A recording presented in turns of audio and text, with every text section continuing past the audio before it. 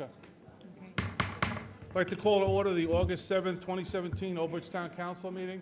Please rise for the Pledge of Allegiance. Remain standing for a prayer and a moment of silence. I pledge allegiance To the flag of the United States of America and to the republic for which it stands, one nation, under God, indivisible, with liberty and justice for all. Mrs. Panos, the prayer, please. O Lord, bless thy servants in the ministry of public affairs who serve thee in this chamber. Give them quiet minds and hearts that they may hear thy voice. Help them to know when to speak, when to be silent. Give them strength to oppose the wrong and uphold the right, and grant that they have a good conscience and soul at peace with thee and with one another. Amen. Amen. As is customary in this chamber, we always stand for a moment of silence to honor those men and women who are serving both home and abroad to protect our freedoms, our first responders, and those that have given the ultimate sacrifice. Moment of silence, please.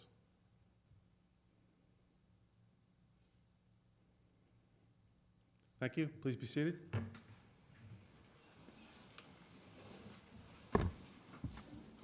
This meeting is being held in conformance with the Open Public Meetings Act. Notice has been given to the newspaper, and notice of the meeting has been posted in public places. Next open public meeting of the council will be held on Monday, September 18, 2017, 7:30 p.m. Mrs. Dungey. Dr. Greenberg. Here. Mr. Green. Here. Mr. Mollis. Here. Mrs. Panos. Here. Mr. Rosencrantz. Here. Mrs. Sohar. Here. Mrs. Walker. Here. President Cahill. Here. 9 present. 9 present, we have a quorum. We'll go into the body of the meeting. First up is mayoral appointments. Mr. Mayor. Thank you, Council President. Welcome, everyone. Good evening. Council, I have 2 people on the planning board that are moving up, and I have 1 new appointment to make tonight. On the planning board of adjustment, I'm moving Lori Ann Coletti from alternate number 2 to alternate number 1, whose term will be expiring in 2018. Planning board of adjustment, I've moved Marty Pink, alternate number 1, to a regular member due to a resignation, and his term will expire in 2020.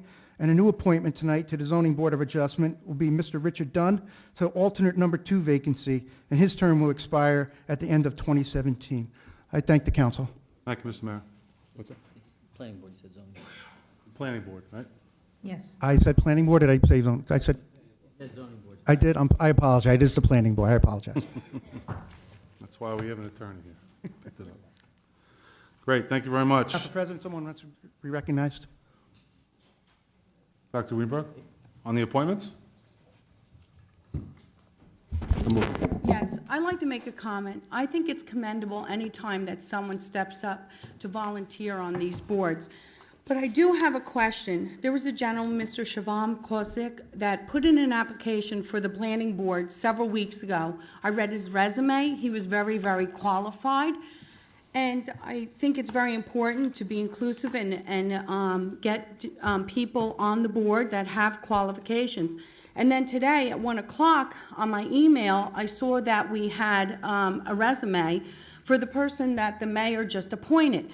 So I have to question, I think it's very sad when someone takes the time to put in a resume, has the qualifications week before, and then isn't considered. And yes, it is a mayor appointment, but it's something that I did have to note, because at the 11th hour, when you get a resume the same day, and it was just by happenstance that I looked at my emails because I was looking for something else. If not, I run from work, and I get done at 7, and I barely just get here, so I would have never even reviewed this. I'm not saying the person that got the appointment isn't qualified, but then after I read the resume, one thing is very disconcerting to me. This person is in real estate and with building. That, to me, is counterproductive for someone that we want on the planning board or zoning board when we need them to make certain decisions. Sure, their qualifications allow them to be on there, but I don't know their connections, and I don't want to pretend to be able to do that. So to me, I just want to say that I'm very sorry to Mr. Shavam Kosik that he did not get the appointment. Thank you. Council, if I was not, whether I misplaced the resume, I did not. I have another opening on the planning board. I will review it. Stella, make sure I get a copy of that. If you did forward it to me, I misplaced it. I apologize. And I think my appointment tonight, the resume is impeccable.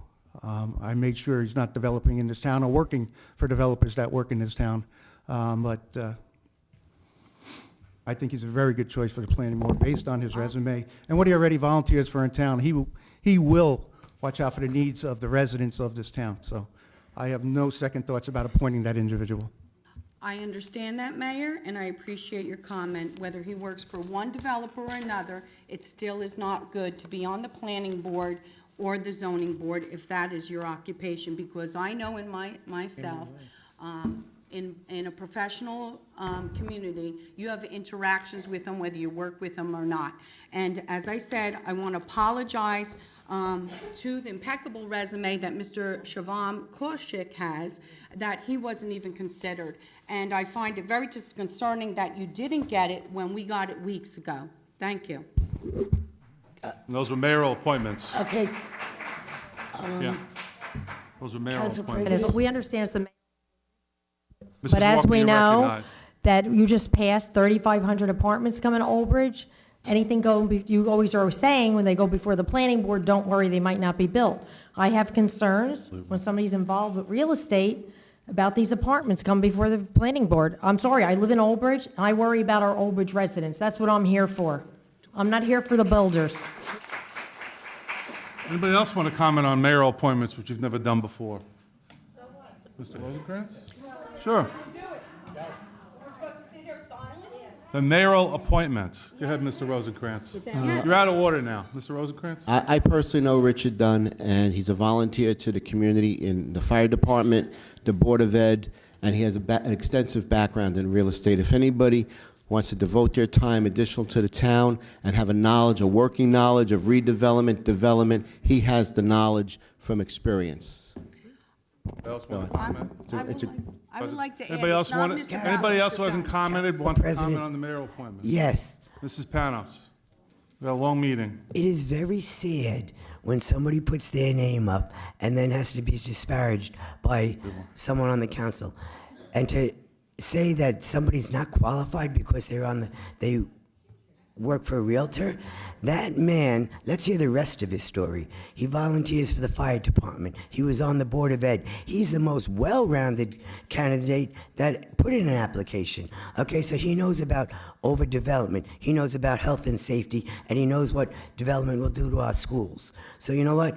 He's the most qualified as far as I'm concerned.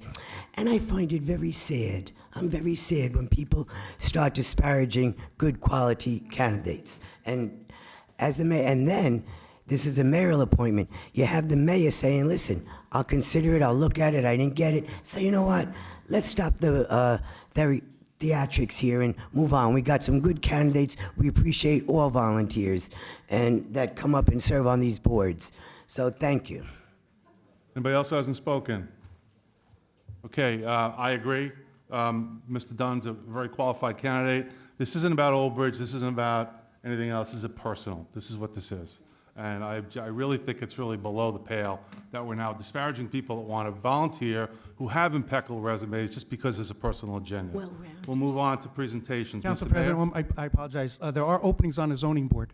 I believe there was a quest for zoning board members, so maybe that candidate could be appointed to the zoning board, There you go. and that would be a council appointment. That out to the public. There are 2 openings, I believe, on zoning. If anybody's interested, submit your resume to the clerk, and it'll be reviewed. Thank you. And those are council appointments, I believe, correct? There you go. So we have a say in those. Mr. Mayor, presentation to the Old Bridge Police Department for the New Jersey State Association of Chiefs of Police for achieving reaccreditation status. Please, yeah. Thank you, everyone. Good evening. Another big night here in Old Bridge for law enforcement. Please step forward. As you know, Old Bridge Police Department received accreditation a number of years ago. And with accreditation, it's an ongoing process. And this is a result of a 3-year process, which includes the review of all our procedures and techniques. Whatever Old Bridge does as a police force is reviewed.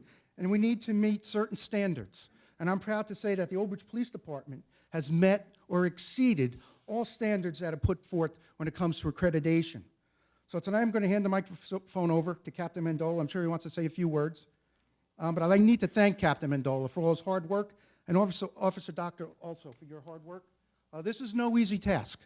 This is a long process where every page, rules and procedures have to be go through, make sure to stay up to date. And what that does for the township, it helps us with our insurance, and also helps us when we come in the judge, right before court. That Old Bridge Police Department meets all the accreditation, and it takes a little bit of the edge off when we do go to court. So at this point, I'll introduce Captain Mendola. I know you want to say a few words, and then we'll proceed with the presentation. Thanks, Captain. Appreciate it. Thank you. Thank you, Mr. Mayor. On behalf of Chief William Volkert, I'm here tonight. Accreditation is a long, tedious process. It's none that we take lightly. We have to make sure that all our officers work and are accountable for everything they do, our reports, everything's accountable when it comes to court and when it comes to the law. We have to make sure we can justify everything we do and everything we stand by. To my left here is Officer Herb Doctors. He came on board with me, and he's been an instrumental help in us getting through this process. It's basically a full-time job. However, because of the other jobs we hold, we had to share, and we had to put extra time in to make sure we reach this accreditation process. So no further ado, we have Harry Delgado here now from New Jersey State Association of Chiefs of Police. Thank you, Captain. Thank you, Mayor. I'd like to add some context to what the Mayor made reference to and Captain Mendola. About how rigorous the process is. There's about 500 law enforcement agencies in the state of New Jersey that would be eligible to apply. To date, 182 have completed the process at least once. That's about 34% of all the agencies that could. In the case of the Old Bridge Police Department, they just achieved reaccreditation. So that puts him in a group that only 8% of the law enforcement agencies in the state of New Jersey have achieved. That's truly remarkable that they belong to a truly elite group of law enforcement agencies. So if I may, if you indulge me for 2 minutes, I'd like to explain to you the significance of the achievement. So accreditation is a process, I was mentioned before. In this case, your reaccreditation process takes 3 years to complete. The foundation of accreditation lies in the adoption of standards containing a clear statement of professional objectives. It's best practices, and in the state of New Jersey, there's 105 standards, many of which require more than one proof of compliance. So accreditation is a progressive and time-proven way of helping law enforcement agencies calculate and improve their overall performances. It is a certification by an independent reviewing authority, in this case the New Jersey State Association of Chiefs of Police, that the accredited agency was carefully measured against an established set of not only state but national standards, and has met, in the case of the Old Bridge Police Department, that was said here before, I'll repeat it, have exceeded accepted practices in the field of law enforcement. Research shows that accredited agencies have 11% fewer police brutality liability claims, 18% fewer worker compensation claims, and 31% fewer auto liability claims. And many of them are entitled to discounts in insurance as when they belong to JIF affiliated groups. But in addition to these fiscal advantages, there are other important benefits of accreditation. So accredited agencies are better able to defend against lawsuits and citizen complaints. Accreditation provides objective evidence of an agency's commitment to excellence in leadership, resource management, and service delivery. Government officials can be more confident in the agency's ability to operate efficiently and meet community needs. And accreditation embodies a very important concept of community-oriented policing. It creates a forum in which police and citizens work together to prevent and control challenges confronting law enforcement and provide clear direction about community expectations. Accreditation standards give the chief a proven management system of written directives, sound training, clearly defined lines of authority, and routine reports that support decision-making and resource allocation. And officers in accredited agencies are able to take pride that they have been objectively recognized for their professionalism and adherence to the highest standards. At the end of those 3 years, we actually have what we call an on-site visit, and we come and we make sure that the agency provides those proofs, tangible proofs, so that they can demonstrate compliance. And out of that visit, there's a report generated. And I'll paraphrase some of the comments made by the assessors on that day. The Old Bridge Police Department, under the direction of Chief William Volkert, is an extremely professional organization. The department accomplished many goals during this period, demonstrating diligently the work they do for the community of Old Bridge and excellent quality of law enforcement. The agency has an exemplary school resource program in place under the direction of the Detective Bureau. There are 3 full-time resource officers assigned to serve at the Old Bridge Township High School and 2 middle schools. Special law enforcement officers are deployed to supplement the services provided by the full-time officers by serving the function at the Old Bridge Township Elementary Schools. The program has resulted in an enhanced level of security and protection of students attending schools within the township, along with the ability for the agency to build a bond with younger population at a very early age. Now, the agency prides itself in their training. Vital to the success of the Old Bridge Police Department is also, in meeting their goals, is attaining and maintaining accreditation status with the New Jersey State Association of Chiefs of Police. It is firmly believed that embracing the best practices embodied in accreditation standards, as the Old Bridge Police Department does, is a key component in the delivery of professional services to the citizens of Old Bridge. Finally, the high level of competence, leadership, and professionalism is evident within the agency. Officers are forward-thinking and engaged in self-improvement. So it is the opinion of the assessment team that the Old Bridge Police Department is a highly professional and committed agency which exemplifies all of the tenets of law enforcement accreditation at the state and national level. So therefore, it is indeed my pride tonight to recognize him, and on behalf of the New Jersey State Association of Chiefs of Police and the New Jersey Law Enforcement Commission, to congratulate Chief William Volkert, Accreditation Manager Captain Joseph Mendola Jr., Accreditation Manager Officer Herb Doctor, the members of the Old Bridge Police Department, the Mayor and Council, and those citizens that they so proudly serve for achieving accreditation, joining a very exclusive group of law enforcement agencies in the state that have made this important commitment to excellence in policing. So, to all, congratulations.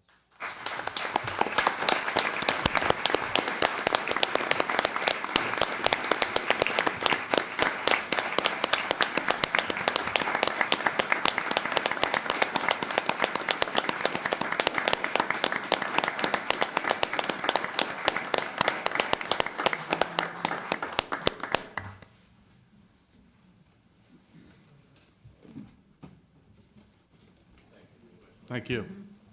Thank you very much. Congratulations, guys. Thank you, everyone. Thank you, Mr. Mayor. Okay, moving on to the approval of minutes. Approval of minutes, special meeting, June 29th, 2017. Can I get a motion, please? I'll Mr. second. Green, can I have a second, Mrs. Panos? Any questions on the minutes? Dr. Greenberg? Can you make some comments? I wasn't at the special meeting, though, but I read the minutes. Sure. Okay. First of all, during this special meeting, as you know, it was at 5 o'clock on a Thursday. And there were some comments that were made during the special meeting by the attorney that I just wanted to clarify, that it came back twice. 2 times this was voted down. And he said, he made a statement that it wasn't because we didn't have a quorum. That's not true. If you look in the past minutes, it was voted down. They waited till they had the 5 votes and could get the 5 votes together, and that's why they brought it back. Also, they said from the judge, it was remanded back because of an intervener, a lawsuit with one of the developers. That is true, but I'm sure if we asked for the court to grant us a few extra weeks, I'm sure they would have accommodated us for this vote. So it could have been done at regular meetings where at night more people could attend it, as well as myself at that time, because at 5 o'clock I am working. Also, I was told when I was at that meeting, council members who voted no, we were stated that we were not upholding our Constitution, the Constitution of New Jersey, by voting no. I reread the Constitution of New Jersey. I do uphold it, and nowhere in there says that you need to build apartments. Yes, we do have CO in the state because it's never been addressed, and the Fair Housing Act has never been properly addressed either. But the reason why I voted no before, I've explained multiple times, and I will say it again. I feel if you're building apartments for low-income homes, those individuals never have a sense of ownership. They are in apartments, and having apartments never give them the right to have their own home. They're paying rent, and as we know, if we drive around and look at apartments, a lot of times they aren't maintained. So that is just one of the reasons that I voted no. But I just wanted to make it clear that I was told that I didn't uphold my duty being an elected official, that I didn't uphold the Constitution of the state of New Jersey. That is the furthest from the truth, and I wanted to make that clear. So I just feel it's very unfortunate that these things are said, and I just wanted to clarify it for those minutes. Anybody else want to comment on the June 29th? Yes. Mrs. Walker. I as well was not at the special meeting. They had 2 special meetings with this COA, both on Thursday evenings at 5 o'clock. The second meeting, I had no idea it was happening because I wasn't at the first meeting. The attorney at the meeting actually said that they couldn't hold it at another time because they wouldn't have a quorum. How would they know? They didn't call myself. I know they didn't call Dr. Greenberg or Mrs. Sohor. I guess they didn't have their 5 yes votes. That's what they meant by that. And I didn't vote for this COA because I don't believe in all these apartments are good for Old Bridge. 3,500 apartments come into Old Bridge. It's going to affect our schools, the police, and the fire, and first aid.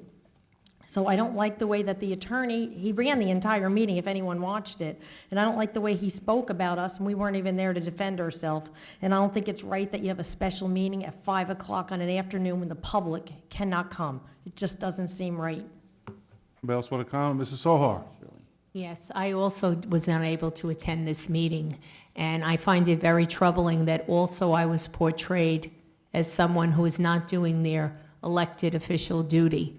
I take this position very seriously, and every vote I take because I feel this is what I would do in this situation. For you, anyone, the lawyer, anyone, to say that I'm not doing my just duty, to me, is wrong. I will always vote the way I feel I should, and I feel I'm representing my ward. I think in the future, these special meetings are very troubling to me. We are not all able to attend. We don't all have the same work schedule, obviously, because we could not come to this meeting.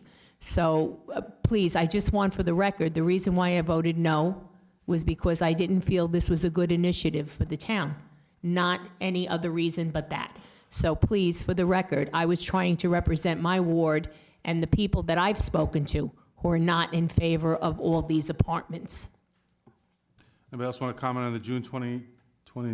I do. Mrs. Panos? I just want to say, some people just try to portray this as something so wrong. There's been special meetings before, there's been meetings before. You're allowed to get on a conference call. Last year, I called into a meeting for my vacation in Tennessee. So don't tell me you couldn't be here, you weren't told. That's not true. You could have been here, you could have been on the phone. Many times we have had conferences, especially this time of the year, when it's hard to get a meeting. And to say that apartment owners, never have the opportunity to own a home, I find that very sad. My son, that's disparaging to all apartment owners in this town. Maybe they choose not to own a home. My son is 31 years old. He doesn't want to own a home. He didn't like mowing the lawn when he was 15, and he said he's not doing it when he's 50. So you know what? People have the right to choose where they want to live, and they have the right for those options.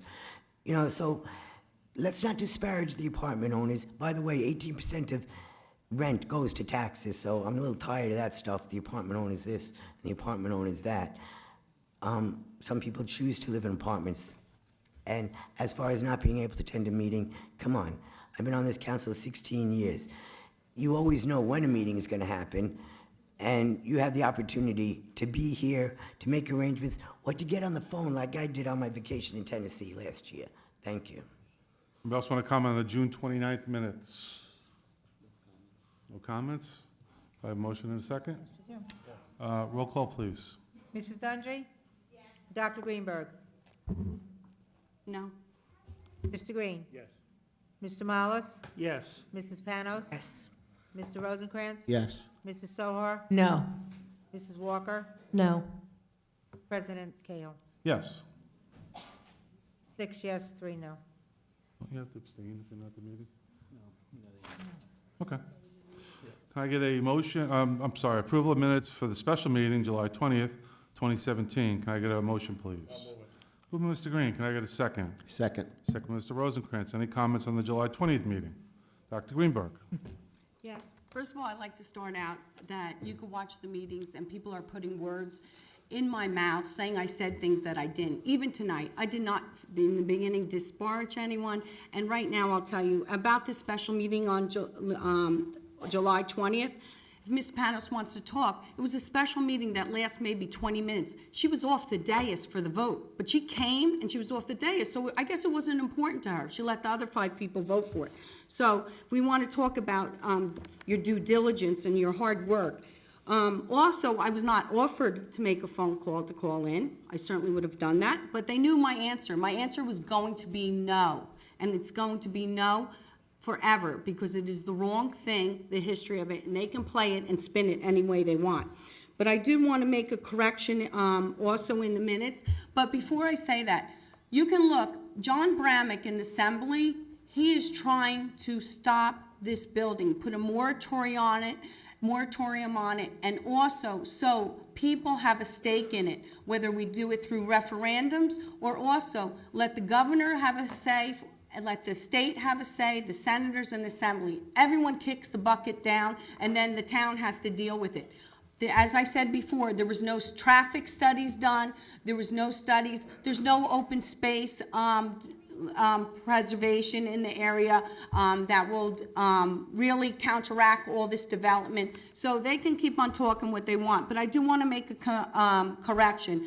In the minutes, Councilman Green said that he wanted to point out this was about the solar field, and he's right. The MUA is satisfied with the solar projects that's going on at Industrial Way, but it's not because of the sewer line, it's because the water line. They're going to carry the water line from this project down to the train tracks, and it will benefit future projects for the MUA. They're going to increase the size of the pipe, so it really is a positive for the MUA. So I just wanted to make that correction. When I read it, it's not the sewer line, it's the water line. Thank you. Anybody else want to make comments on July 20th meeting? Mrs. Walker. Yes, I also was not asked if I could phone in, because they also knew my answer was going to be no as well, and for the same reasons Dr. Greenberg said. But the thing that upsets me the most is about the Alfieri property, where they had the zoning changed over there. It's terrible for the town. Plus, the people at Bridgepoint were tricked into voting this agreement also. And I just think it's very bad for Old Bridge. And I don't like the way Mrs. Panos comments that we should be able to make a meeting at 5 o'clock in the afternoon. People have jobs, and they have jobs that maybe weren't given to them, and they have to go to work every day. Anybody else want to comment? Anybody else want to comment on July 20th? Yes, I do. Mrs. Panos. Jobs given. Is that for everybody up here or just me, Deb? Mrs. Panos. Okay, no, but let's include everybody. Let's make sure that everybody's included here. And you know what, folks, we're not gonna beat this to a dead horse here. This is not an approval for apartments. We have control. It'll go before zoning boards, planning boards, traffic studies. No traffic studies were done. Guess what? It's not the time for traffic studies, okay? So this is just saying, okay, the court said this. All those studies, this body and the other bodies that are appointed on these boards will have plenty to say. So please don't, like the henny penny sky is falling. This was a law mandated. We'd rather do this than fight it in court. God bless Mr. Bramnick. We'll all be grandfathered in if he's successful after election, who knows? You know, that's it. So please, this is a well-planned thing down the road. You'll all get to come and say something. Thank you. Anybody else want to comment on July 20th? Mr. Can I Rosencrantz. July just- 20th. Okay. Oh, I'm sorry. Mrs. Sohar? I had a I'll conversation. go to you after Mr. Rosencrantz. I had a conversation with Mark Remser, the township planner, one of the planners, and he indicated to me that should anything change with the agreement, the settlement, that we could take another stab at it. It doesn't have to stay this way if the courts reverse those decisions. So we got the best of both worlds, I feel. Mrs. Sohar? Yes, there was a comment about Chicken Little. You know what? There are already developments before the boards. I believe Avalon Bay is already before the zoning board, and that was one of the developments that's in question here with COA. So this theory that it's not going to happen, to me, that's not realistic. Once you give these approvals and you give the ability for them to build, trust me, they're going to build. So I really do resent being called henny penny and sky falling in. I'm trying to do the best job I can for my people, and I do resent being portrayed that way. These are developments that are going to come. If you think these developers are not going to build, okay, then that's what you want to believe, but I don't. Anybody else want to comment on the July 20th minutes? Okay, I'm going to comment on the July 20th minutes. There's been a couple of things that have been said that I want to clear up. First of all, there's been this constant drip, drip, drip about that the council's approved 3,500 apartments. That is patently untrue. The COA settlement, all we did was agree to zoning changes, period. We did not approve anything. There was no approvals. There were zoning changes made. And any application has to go through planning and zoning. Again, this is in the Constitution of the state of New Jersey. Unfortunately, COA, right? If I thought there was anything we could do about it in this town, I'd do it in a heartbeat. But at the end of the day, we're stuck with it, as are the other 534 municipalities in this township, okay? So there's this whole picture being painted that we've approved all these apartments. That is the furthest from the truth. Then we talk about these special meetings. These two meetings we followed the sunshine law. So everybody was notified. The council was notified, and the public was notified. Now, if you can't make a meeting, you can't make a meeting. I understand that. But then there was this whole, this thing about 5 o'clock special meeting. Well, there's a lot of authorities that do special meetings. As a matter of fact, the MUA has meetings at noon sometimes. So there's precedent there. So I'm not sure why there's all this hysteria about a special meeting. We had a special meeting. The lawyer laid out why we're having the special meeting, and we had the special meeting. So with that, I'm going to close the comments. Do I have a motion in a second? Yes. Roll call, please, on the July 20th minutes. Mrs. Dungy? Yes. Dr. Greenberg? No. Mr. Green? Yes. Mr. Mollis? Yes. Mrs. Panos? Yes. Mr. Rosencrantz? Yes. Mrs. Sohar? Mrs. Walker? No. Council President Cahill? Yes. 6 yes, 3 no. Approval of executive session minutes, June 12th, 2017. Can I get a motion, please? Move it. Moved by Mrs. Panos. I have a second. Second. Second by Mr. Mollis. Any questions on the June 12th executive session minutes? Roll call, please. Mrs. Dungy? Yes. Dr. Greenberg? Yes. Mr. Green? Abstain. Mr. Mollis? Yes. Mrs. Panos? Yes. Mr. Rosencrantz? Yes. Mrs. Sohar? Yes. Mrs. Walker? Yes. President Cahill? Abstain. 7 yes, 2 abstentions. That concludes the previous minutes. We'll go on to the bill list. Mr. Rosencrantz? Thank you, Council President. Bill list for August 7th, 2017. Accounts payable, August 7th, 2017, $12,925,850.81. Can I have a motion, please? Move it. Move Mrs. Panos. Can I have a second? Second, Mr. Green. Any questions? Roll call, please. Mrs. Dungy? Yes. Dr. Greenberg? Yes. Mr. Green? Yes. Mr. Mollis? Yes. Mrs. Panos? Yes. Mr. Rosencrantz? Yes. Mrs. Sohar? Yes. Mrs. Walker? Yes. President Cahill? Yes. 9 yes. Payroll, July 21st, 2017, $862,272.21. Can I have a motion, please? Moved by Mr. Green. Can I have a second? Second. Second, Mrs. Dungy. Oh, very nice. Any questions?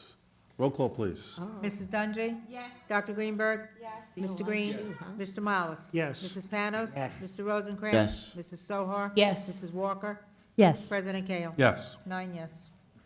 Payroll overtime, July 21st, 2017, $36,203.18. Can I get a motion, please? Move. Moved by Mr. Green. Can I get a second? Second. Second by Mr. Rosencrantz. Any questions on the overtime? Mr. Shaw, would you like to do the breakdown, please? Thank you, Mr. President. The total overtime, as indicated by Councilman Rosencrantz, it was $36,203.18. There is nothing special to report in all the departments.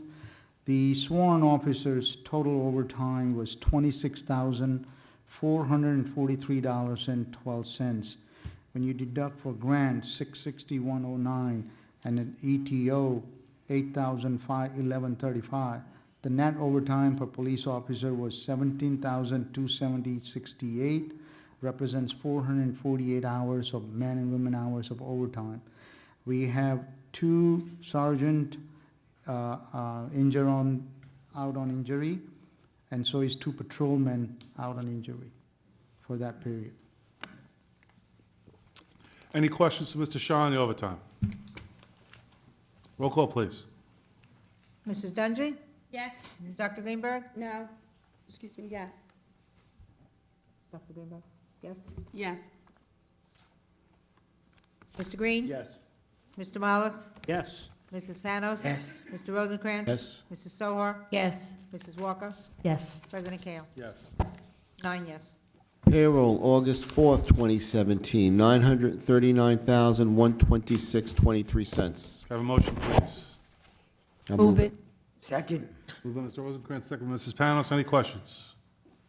Roll call, please. Mrs. Dungy? Yes. Dr. Greenberg? Mr. Green? Yes. Mr. Mollis? Yes. Mrs. Panos? Yes. Mr. Rosencrantz? Yes. Mrs. Sohar? Yes. Mrs. Walker? Yes. President Kale? Yes. 9 yes. Last item on the list, payroll overtime, August 4th, 2017, $62,446.65. Have a motion, please. Move it. Moved by Mr. Green. Can I have a second? Second. Second, Mrs. Panos. Mr. Shaw, overtime? Yes, thank you, Mr. President, again. The total overtime as reported, 62,446.65. And again, there is nothing special in all other department. For the sworn officer, for the period of August 4, overtime was 55,384.64. When you deduct for ETO, 17,638.52. The net overtime for police department sworn officer was 37,746.12, representing 886 hours. This obviously includes a large comp time payout under the contractual payout. Again, we have 2 sergeants out on injury, 2 patrolmen out on injury, and also there's a manpower, large overtime manpower due to overtime coverage, vacation coverage. Any questions for Mr. Shaw on the overtime? Mrs. Dungy? Yes. Dr. Greenberg? Yes. Mr. Green? Mr. Mollis? Yes. Mrs. Panos? Yes. Mr. Rosencrantz? Yes. Mrs. Sohar? Yes. Mrs. Walker? Yes. President Cahill? Yes. 9 yes. And that concludes the bill list for this evening. Thank you, Mr. Rosencrantz. Moving on to public hearings and ordinances for second reading. H1, person-to-person liquor license transfer, liquor license number 1209-33-006-009, BAN Corp., also known as Deep Run Bar and Liquors, to Village Supermarket of New Jersey, LP, located at 3310 Route 9 South, Suites 14 and 15, Old Bridge, New Jersey. We have the applicant here. Please.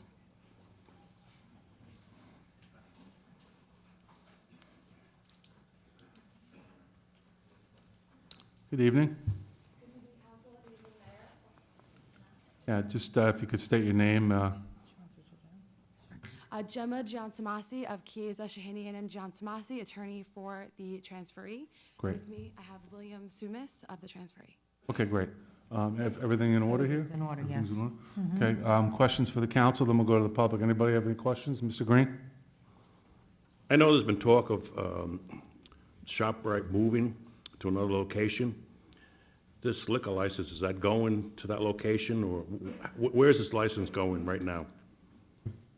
Right now, the license will be inactive upon transfer, and we are in the process of negotiating a lease and making plans, and once we have those plans, we'll be back before the board for a place-to-place transfer for the license. Okay, so you do have plans to relocate the ShopRite that exists now on Route 9 and, Yes, that's correct.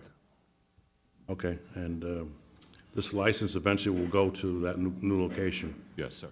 which may be further north on Route 9? Yes, at Schulmeister Road. Schulmeister Road, okay. For the record, it will not be located in the supermarket, because that's not permitted. Right. It will not be located in the supermarket? Correct. So you have a separate retail outlet next to the supermarket? Yes, this is a plenary retail consumption license. It's not a distribution license, so it'll be for use in a restaurant. Okay, well, that's good. Thank you very much. Any other comments from council on this license? Mrs. Panos? I do, and I assume you're agreeing to these conditions. There'll be a digital surveillance camera in Yes, We're not aware of any conditions on the license. looking to the seller, I'm sorry. Well, before we approve it, maybe you should be. Yeah, could you please let us know what the conditions are? Hold on a second, we're looking. I have, I mean, I could read them right here. Or you could, I don't care who Okay. reads them, but Sure. they're here.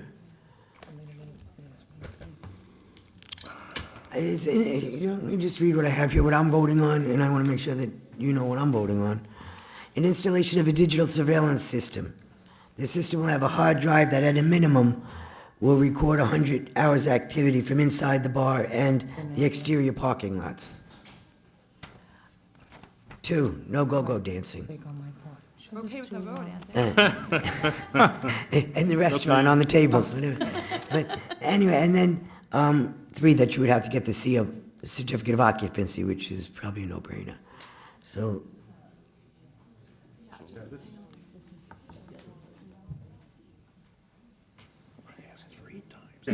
Mrs. Panos? I think Yes. there might have been an error on my part. I don't think those conditions should have been on that. I might have gotten confused with one of the other licenses that I typed up. Yeah, our understanding is the license has no conditions Right, on no it. conditions, yeah. Can you please make that clear in the... right, well, Counselor, we could vote on this amended, or how do we do Yeah, this? it would be a vote on, it's a person-to-person transfer. And it's going from Ban Corp. Trading as Deep Run Bar and Liquors to Village Supermarket of NJLP. And I think what happened, these conditions were copied By from a another different resolution. transfer. So the vote would be exclusive, right, exclusive of those conditions, so there would be no conditions associated. Thank you. Good pickup, Mrs. Yes, Panos. thank you. You're welcome. Otherwise, Any other comments from council before I go to the public? Anybody from the public want to be heard in this application? Close the public portion. I have a motion and a second. I need a motion, please. move it. Moved by Mrs. Panos, can I have a second? I'll second. Second, Mr. Green, roll call, please. Mrs. Dungy? Yes. Dr. Greenberg? Yes. Mr. Green? Yes. Mr. Mollis? Yes. Mrs. Panos? Yes. Mr. Rosencrantz? Yes. Mrs. Sohar? Mrs. Walker? Yes. President Kale? Yes, 9 yes. thank you. Thank you all. Thank you. H2, place-to-place liquor license transfer, expansion of premises, transfer of license number 1209-33-021-012, Cafe Luna at Old Bridge LLC, also known as Cafe Luna. Is Cafe Luna here? Yes, They are. They're coming. Any conditions on this? No, No conditions? no, Okay. you're good to go. How are you? Good evening, gentlemen. Just identify yourselves, please. Absolutely. Mario Gallucci of Hellbach, Napper, and Gallucci, counsel to Cafe Luna, along with Samia Damari, who is the manager of the restaurant. Great. We have no conditions on this, and No- everything's in order. No conditions, everything is on it. No go-go bar? No go. No go-go, no go-go. No go, no dancing. No dancing on the cars. Oh, you can dance all you want. Anybody want I know if anybody want anybody to would- comment on this, H2? No, I have no. Anybody from the public want to be heard on H2? Close the public portion. I need a motion, please. Moved by Mrs. Dr. Greenberg, second by Mrs. Dungy. Sohar, sorry. Roll call, please. Mrs. Dungy? Yes. Dr. Greenberg? Yes. Mr. Green? Yes. Mr. Mollis? Yes. Mrs. Panos? Yes. Mr. Rosencrantz? Yes. Mrs. Sohar? Mrs. Walker? Yes. President Kale? Yes. 9 yes. Thank you, gentlemen. Thank you. Have a nice night. You too. H3, waiver of maintenance bond, Vision General Construction Incorporated, Coles, Old Bridge Plaza, application number 74-06P, block 4185, lot 9.11. Good evening.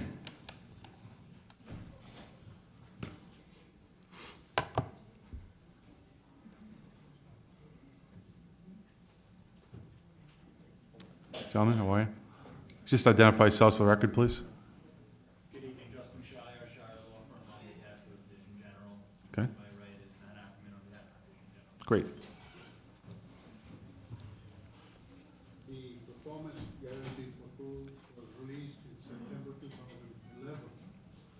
Subject to submission of 2 years maintenance guarantee in the amount of $74,564. However, no maintenance guarantee was submitted. Hold on one second. I don't think anybody can hear you.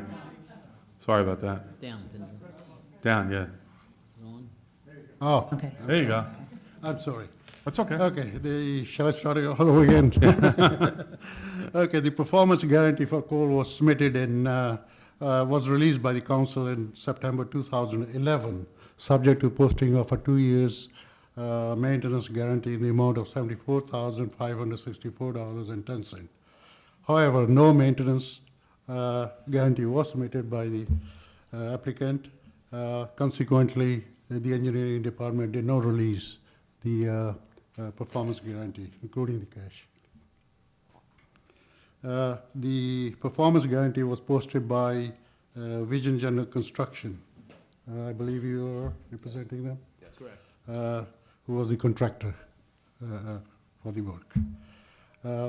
Now, Vision Construction General is seeking a waiver of the maintenance guarantee.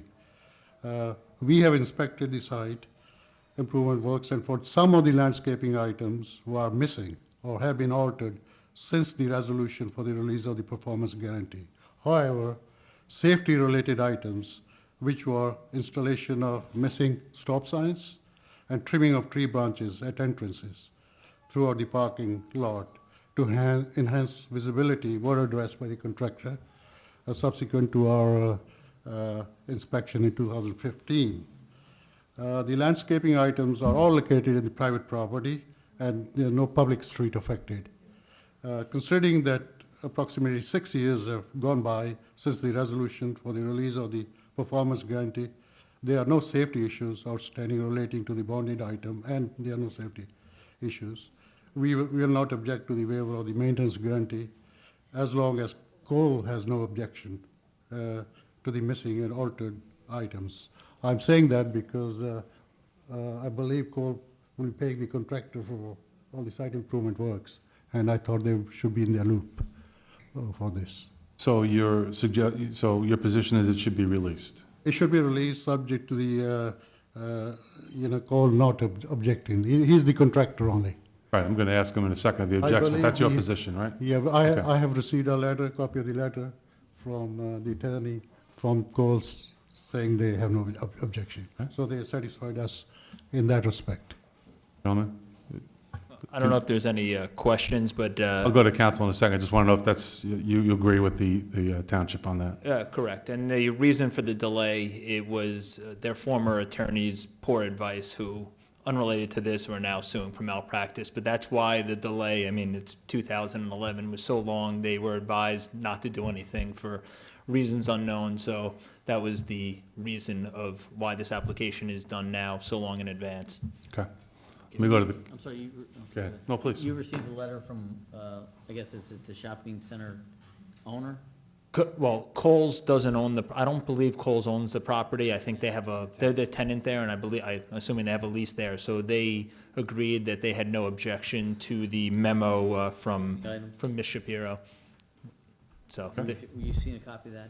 I have seen the copy of it. I have a copy if anyone would like to see it. The engineer department has a copy of it. And I also sent a copy to Ms. Ward. Council, any comments, questions on this? I do. Mrs. Panos? Okay, so it's been a long time, so let's get this over with. But meanwhile, you have to do two things? Both of those things were done. Okay, both of them were done to our township satisfaction? Yes, we inspected it and we looked for safety items, and those two safety items have been Nothing else has to be addressed. done? No. Okay, thank you. For clarity, there was some landscaping that was previously done, but since 6 years have passed and storms and everything, so a couple bushes and things are no longer there, but everything was originally done. Thank you. Anybody else in the council? Anybody from the public want to be heard on the Coles closed public portion? I need a motion. Motion, please. I'll move it. Can I get a second, please? Second by Mr. Rosencrantz. Roll call on H3. Mrs. Dungy? Yes. Dr. Greenberg? Yes. Mr. Green? Yes. Mr. Mollis? Yes. Mrs. Panos? Yes. Mr. Rosencrantz? Yes. Mrs. Sohar? Yes. Mrs. Walker? Yes. President Cahill? Yes. 9 yes. Thank you, gentlemen. Thank you very much. H4, discussion on the renewal of kennel license Husky House, location 391 Route 34, Mattawa, New Jersey. Mr. Attorney, do you want to say something? Thank you, Mr. President. Yes, actually, this is not a public hearing. It's listed, really, it's a discussion item, and the impetus behind this is that the township has an ordinance that requires kennel operators to apply for a initial license and then a renewal license. It's under Code Section 3918. The license generally expire on June 30th of each year, and then the kennel owner is supposed to make application for a renewal license. This particular applicant made application for the renewal, but the inspection of these types of facilities are done by the Department of Health. In this instance, the township doesn't have its own department. They have an agreement with the county. As part of, the clerk had received communication from the County Board of Health suggesting that the township issue an interim extension of the renewal license. And the reason why there was a series of violations going back a couple of years, in my understanding, and then those violations have continued and apparently have not been addressed or or have not been remedied. More recently, I think there was another inspection done on July 19th, 2017, and there may be additional violations. So consequently, the township was in a position where the ordinance doesn't allow for a temporary extension. Actually, the ordinance indicates that if the applicant fails to meet the requirements of the code section, which includes meeting the requirements of the statutory authority that allows the operation of kennels, then what's supposed to happen is the license is supposed to be suspended. And then at that point, the applicant can ask for a hearing if, in fact, the license has been suspended. So to date, we have a situation where the license hasn't been suspended.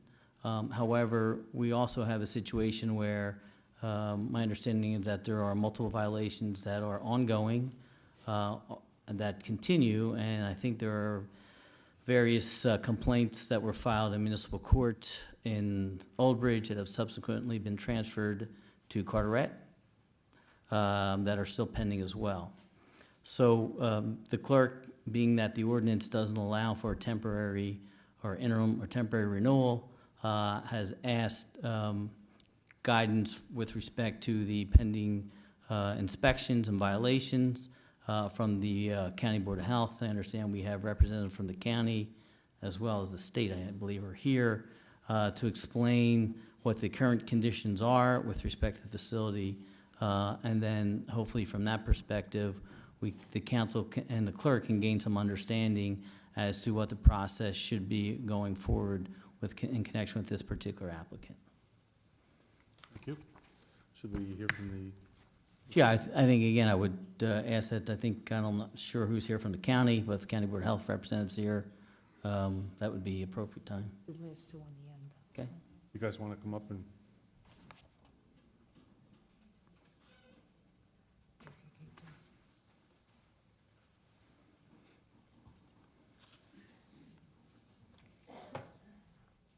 Good evening, thanks for coming. You could just kind of tell us your name and what you do, please, and we'll get into this. Yes, good evening. Tom Sikorsky representing. A little bit further away from you, just a little, okay. Tom Sikorsky representing Lester Jones, the county health officer. Great. Victoria, can you put that on? Can you press that? That Okay. good? Yeah. Yeah. Okay. Victoria Orderson. I work as an inspector for the Middlesex County Office of Health Services. Okay. Can you kind of give us the county's perspective? As the attorney said, Old Bridge doesn't have their own inspections. We use the county, and we appreciate your help. Can you kind of give us your overview on Husky House, please?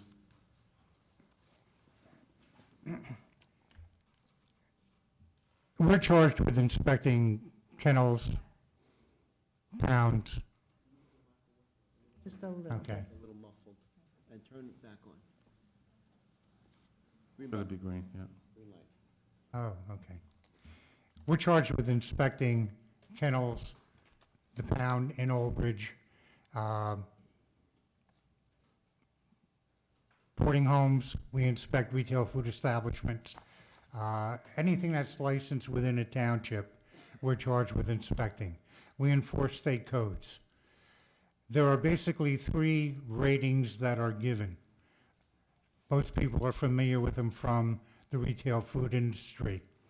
You have a satisfactory, a conditionally satisfactory, or an unsatisfactory. Once an establishment reaches a satisfactory status, another inspection process would start at some time in the future. On October 21st, 2014, we went into Husky House and started a new inspection process. At that time, the establishment was rated conditionally satisfactory, which means an inspector would be coming back at some time in the future to do a reinspection to see if the violations that were enumerated had been abated. Up until current, we are still in a situation where Husky House is rated conditionally satisfactory. In other words, on October 21st of this year, it'll be 3 years that it's been posted conditionally satisfactory. It was mentioned that an inspection was done in July. That inspection was not by Victoria Otterson or the Middlesex County Health Department. That was an inspection done by the State Department of Health. We had reached out to Dr. Colin Campbell, who is the state veterinarian, and we asked him to have one of his people come in just to give a fresh set of eyes. We wanted to know that what we were pointing out was in fact correct. Linda Fries of Dr. Campbell's department came in and she conducted an inspection, also finding the same violations that we had found. Over the course of the last 3 years, we've issued a number of summonses. Originally, we thought they would be heard in Old Bridge Court. The attorney representing Husky House asked for a change in venue, which was granted. They were to be heard in Carteret. We have still not appeared before a judge. The most recent delay was July 26th. Excuse me, getting dry. And on that date, we had a deputy county counsel, we had 2 of our inspectors, and we had their immediate supervisor at the court in Carteret for somewhere between 2 and 3 hours. The attorney for Husky House was not available. He had another commitment in South Jersey. So now we're on hold again until September 13th. We only want Husky House to come into compliance. If they're prepared to tell us that they've abated all the violations, we would be very happy and more than willing to go in and conduct an inspection within the next week or 2. But this has been an ongoing process, and for some reason, we have not been successful in bringing them into compliance. No, is the inspection that was conducted by, I think it says Victoria Otterson and Linda Fries, you said they're from the state, or is a representative here from the state? Or ethics from I'm the Victoria. Okay, oh, you're from the Linda county Fries with you. is the All right. state inspector. She led the inspection. Right. I did assist and, point out some of our previous concerns, Okay. but she really did lead the inspection And on then, July. and then the inspection that was conducted on July 19th, you indicated it's consistent with what your county's findings were, the same violations? That's correct. The only thing I would note too is that I guess the owner refused to sign it. It's noted on the inspection. Was there any particular reason why? When we conducted the inspection, we came back to the office to write it up, and then we went back the next day to have Ms. Healy sign, but unfortunately, she just wasn't on site, so there's no particular reason. Okay, she just wasn't available. there, and only the volunteers were there. They didn't want us to All right. sign it, so. I guess, so you have a situation where you had indicated you have a satisfactory, a conditional satisfactory, and unsatisfactory. Right? Those are your 3? Those are the 3 ratings. The establishment has been rated conditionally satisfactory. Right. which means we're not looking for closure. There's no basis for closure. We're just indicating that they're not in compliance with the state codes that we are charged with enforcing. Once they come into compliance, we would rate them satisfactory. So and again, I guess because this is certainly an unusual situation for me as well, is that if the town has a code that indicates that the kennel operators are supposed to operate in accordance with NJSA 4:19:15:14, which is the statutory authority, and they're not, I don't understand, from your perspective, the fact that they have the violations that they've continued, it's the county's, I guess, policy, practice to allow that, to continue, the violations to continue until there's a final adjudication, or they clear them up and they can still operate? They could still operate under a conditional, yes. When we issue a satisfactory, we don't give the operator a blank piece of paper. There are going to be violations. Why? Because human beings run kennels, run restaurants. Human beings make mistakes. By giving the conditionally satisfactory, we're not indicating that there's any basis why that license should be pulled or that should be closed down. If we felt that was the case, then we would issue the unsatisfactory, at which time we would ask them to either voluntarily close, or if they refused, we would have to get a court order closing them. Okay. That's not the situation here. The situation is the quantity and the magnitude of the violations are such that we have to keep coming back until they're abated.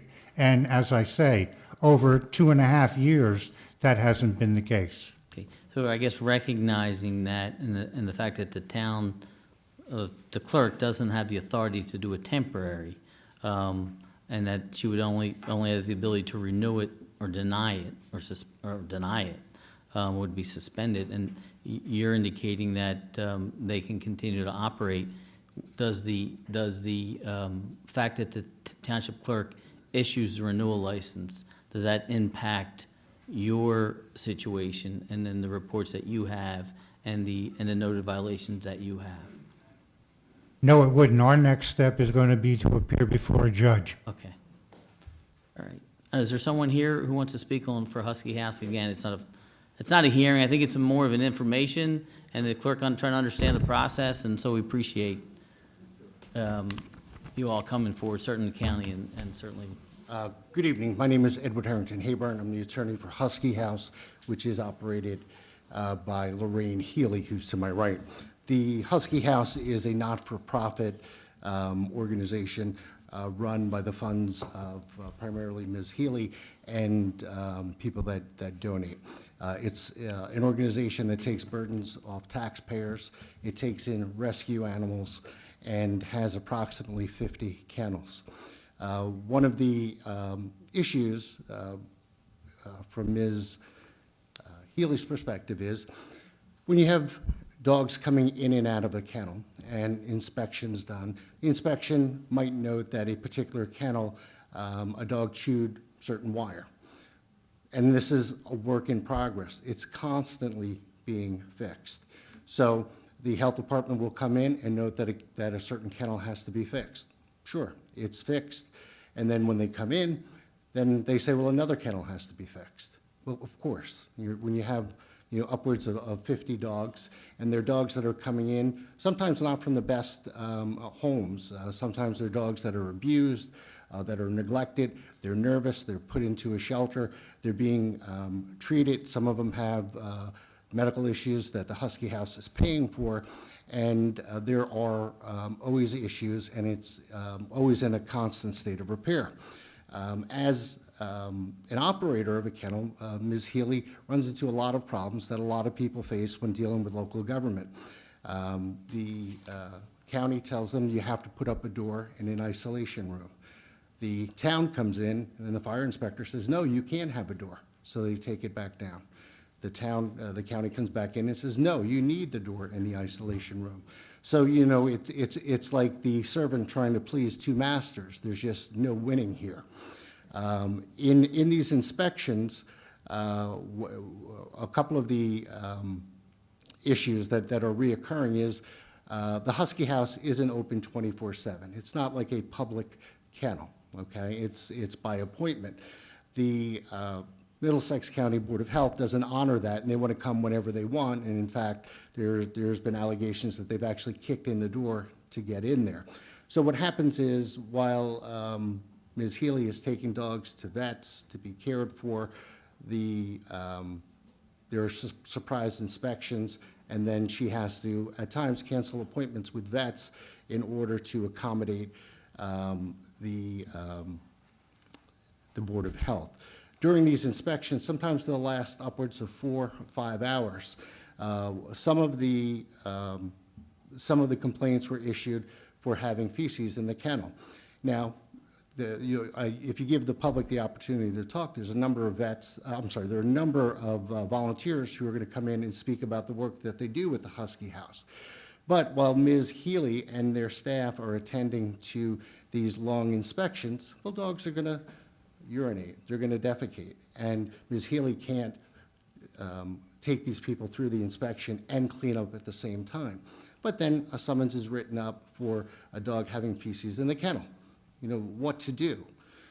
So, it's a constant barrage of problems to the point where, and I just wanted to know, because this was important, although there was some dissent earlier on different issues with this board, and I do think that dissent is good for government. We don't want people that all agree with each other running a government. The one thing that the board seemed to all agree on was community service and how important that was. And you have an organization in your town that takes rescue animals, that has volunteers come in to take care of these animals, that takes the burden off taxpayers. And sure, do dogs chew up kennels and do they need to be repaired? Absolutely. Do dogs defecate? Absolutely. Are there issues with the town saying you have to put up a door, take down a door, and the county saying you have to put up a door? Absolutely. So when I became aware of this, I volunteered my time pro se to defend these charges so that we could have a judge decide once and for all what needs to be done. With respect to the July 26th date, I had requested an adjournment approximately a week in advance, and I was told that adjournments can only be requested in person. Well, if I could be there in person, I wouldn't have needed the adjournment, the reason why. And I explained that I had a matter in South Jersey that ran longer. But nonetheless, the issue was the state hadn't timely provided us, the county had not timely provided us with discovery. And in fact, we had to do a motion to compel the county to provide us with discovery. That was provided before the July 26th date, and we are going to present an expert because the county members, with all due respect to them, they are not trained the same way that animal control officers are, or certified animal control officers that have, there's a rigorous curriculum that's promulgated by the administrative code. I think there are some members from the NJSPCA who are animal control officers, and perhaps they can speak to that better. I think the county health organization, county board of health is a little bit. None of their personnel went through any of that training. I received their qualifications, although they are. Educated, it is in a general field of environmental science as opposed to specific issues that deal with dogs and with kennels and how to maintain it. And that is a complete different animal, pardon the pun, but it is completely different than going into a restaurant where you're talking about serving food and things like that. So what we need, what the Husky House needs is time to let the court hear all of the facts and adjudicate that. And and just to correct the record, we didn't request a change of venue. I think that was done by the court itself. I definitely didn't request. I don't think I said you requested. Not you. I just said there was a change in venue, I think. You did, Mr. Roselli, you didn't. The county personnel had indicated that we had requested a change of venue. We didn't. But it's scheduled for trial mid-September. We're going to present expert reports now that we have the discovery. And I don't know if I can answer your question what to do about a temporary license, except that, as I read the statute, they're not marked as unsatisfactory. It's conditionally satisfactory. And consistent with what the county board has indicated, you can renew their license, and if for some reason they don't, they were to lose, then the county board can always suspend their license at that point. Right, and I don't think, just so people don't get the wrong idea up here, because there's no reason for these meetings to go crazy when they're dealing with dogs or cats or whatever. I think the point is that the clerk was put in a position where, if we look at our ordinance, it's either renewal or not renewal, right? And then you have a report that's an indication that there's continuing violations. The county is our Board of Health, so we just thought it would be an opportune time to, since the clerk's in a position where whether or not to renew it or not, to have everybody together in a public forum to address these issues, so that we're ensuring that, the county knows what we're doing, and if there's a problem, it doesn't affect what they're doing. And but one of the things that just, again, some of these violations are, and I understand the idea of continuing, but it would seem as if that some of these violations may not be continuing, but they've been static and haven't been addressed. I mean, like the first one on the, I guess you got a copy of the July 19th report? No. From the state? No. I don't know if your client did, I would imagine. For instance, the first indication is that there's an inspection report posted, was dated March 27, 2013. I mean, that's something where, I guess the most recent inspection report's supposed to be posted. The health Certificate of inspection, right, for the current licensing year. department doesn't have them anymore. Okay, they don't have them anymore. So I request it, I never get it. And I also requested it from the Better- state. Excuse me, Just pull over for the your name, mic. I'm sorry. Sure. I'm Lorraine Healy. Thanks. So I also requested it when the state did this inspection, and Linda Freese also told me that they no longer have certificates. So how can I post a certificate that you don't have? So Okay. the last certificate that I received was in 2013, which is why it's still posted.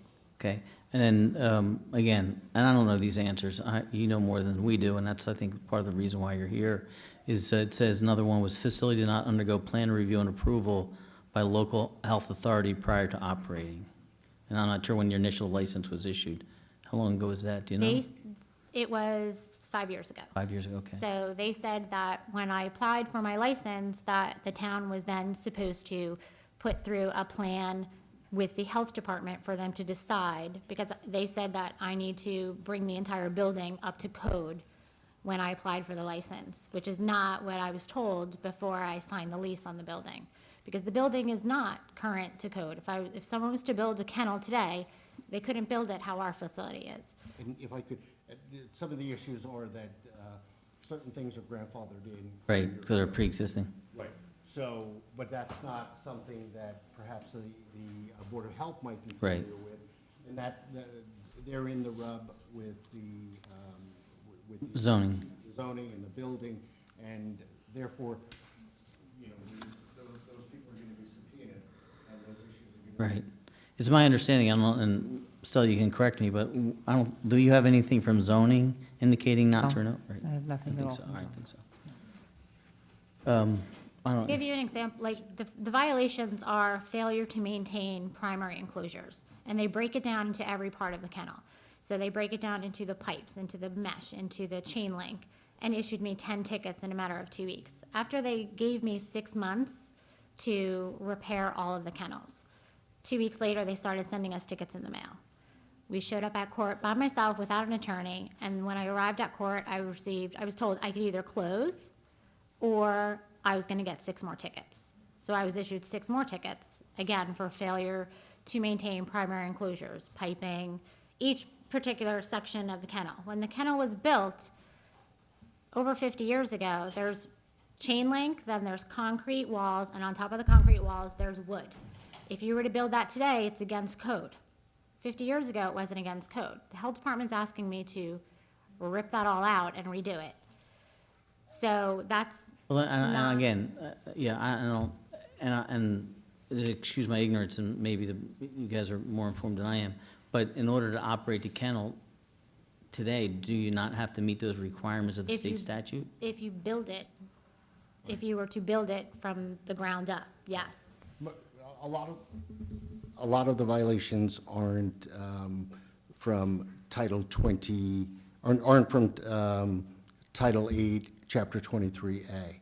They're more of a building code Or the administrative issue. code? The administrative Right, code, correct. okay. Right, so, and, so that's the issue that's gonna have to be fleshed out with the judge. But I think the bottom line is they're conditionally satisfactory. There is a judge that's gonna have a hearing and ultimately make those decisions. I think that the council should pass the license, renew the license application, and then there are a lot of other governmental controls in place, whether it's the court or the county board of health or the NJSPCA that control the operation. So Just, again, there's an indication that there are some violations that go back 2.5 years.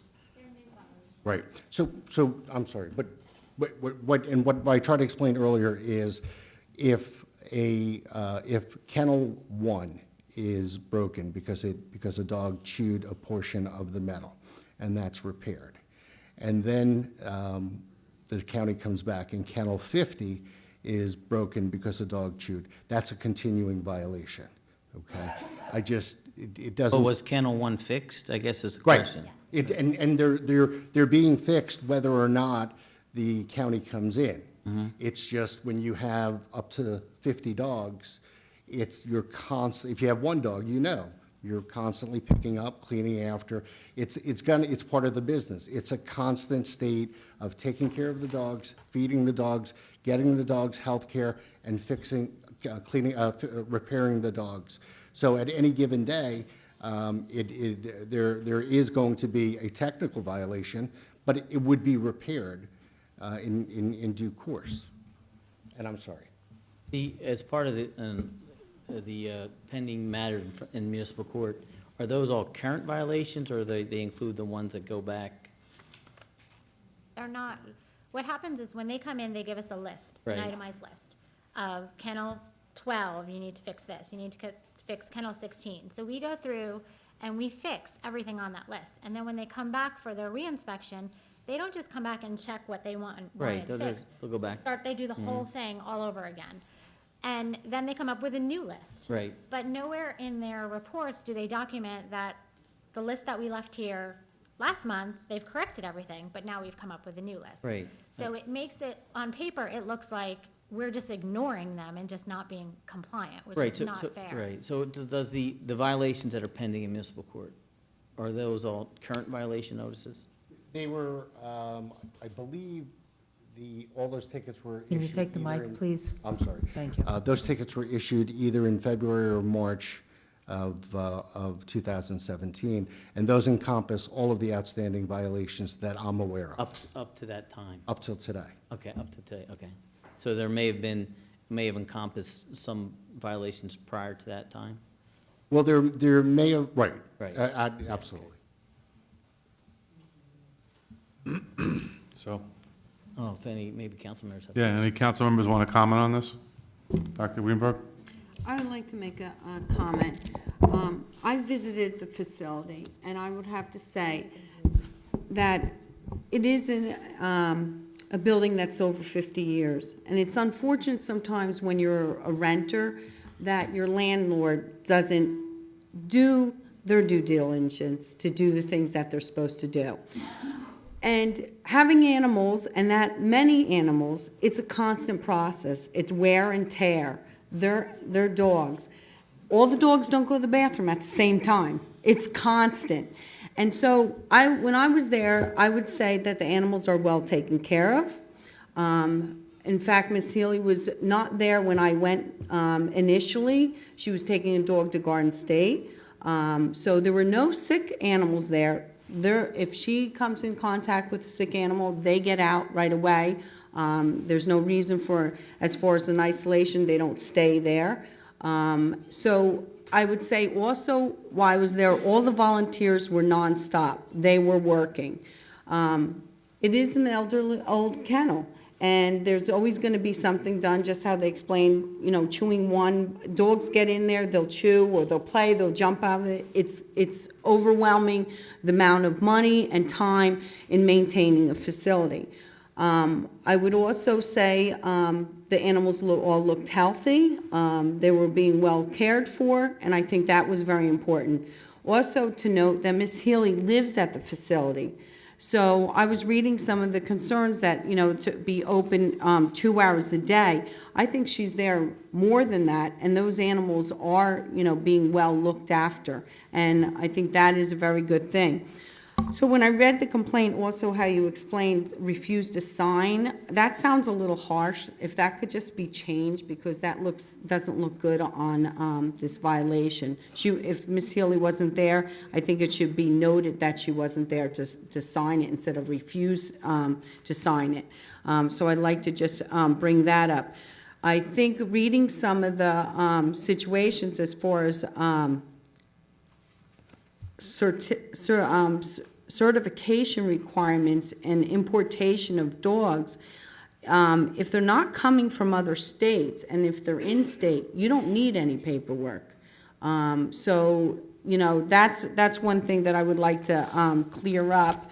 And so I am going to grant that we continue, that the kennel exists, and hopefully that some of these things will be rectified, they will be rectified, and that she'll continue to have the kennel. Because I know also in the community and all over Middlesex County, she does a lot of good work with finding homes for these dogs, and does a lot of fundraisers with community service, exposing the dogs and finding good homes for them. So I will be voting yes. Yeah, I don't, again, There's nothing on the table to vote.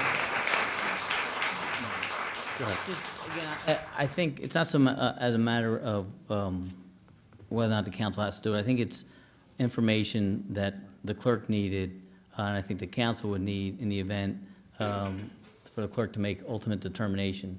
And I think based upon the information provided, I think that gives the clerk the ability, based upon what the county had indicated, I would agree, that the renewal could be granted. But I think also, again, because we've had so many conversations, I've learned, when I have a dog, and, we learned about cats and dogs, so I think it's important that the town wants to ensure that the kennel is being operated appropriately and the dogs are being taken care of.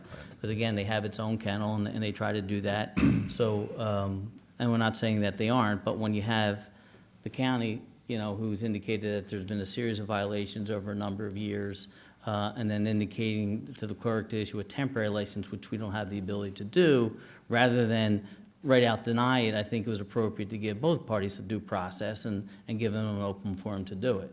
And again, I think that's, I think it seemed to be the right thing to do, rather than just say, no, we're denying it, and not having given everybody an opportunity to be present. And so I think, that was the goal of this evening, and that was to give everybody an opportunity, and certainly the county and for the clerk and the council understand that, again, we take these things seriously. It's not a rubber stamp. The clerk is charged with this responsibility. She had questions. I don't profess to have all the answers. Ms. Lozier doesn't profess all of the answers. You all know more than we do. You know more of the facts that we do, but I think it was an opportunity that made sense. So I think that was, again, the idea here. Ultimately, you're right. A municipal court judge will decide. Right. They'll decide if they're right, decide if you're right, and you'll have that fight.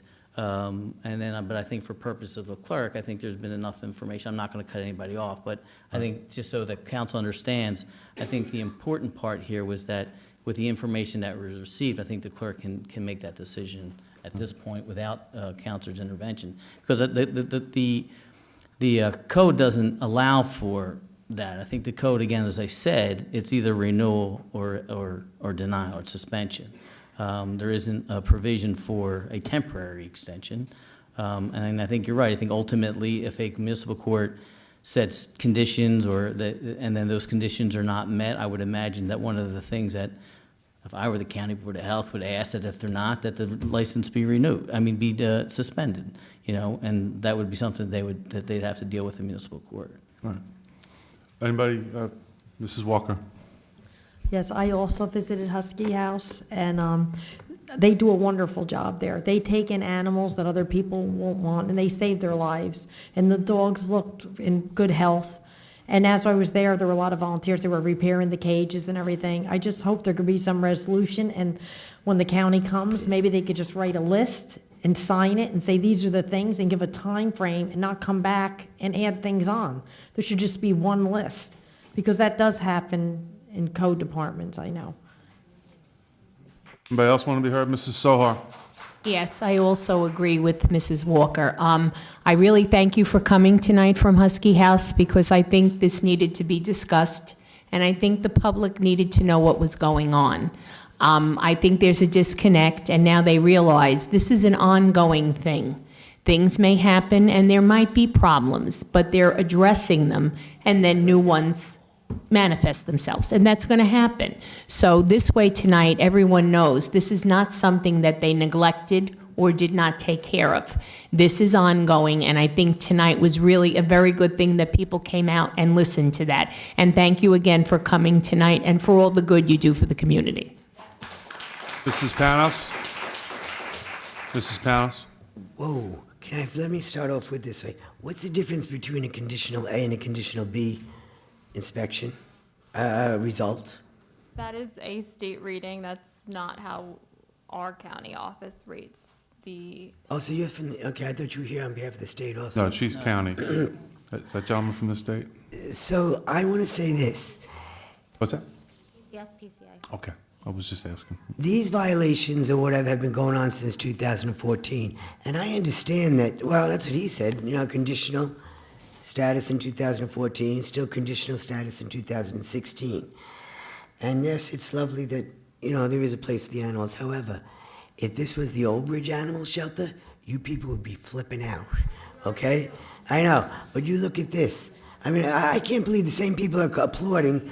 And excuse me, Brian, let me say something. An isolation room, well, they don't have an isolation room. Guess what? That's state law. You're supposed to have one. You have an isolation room.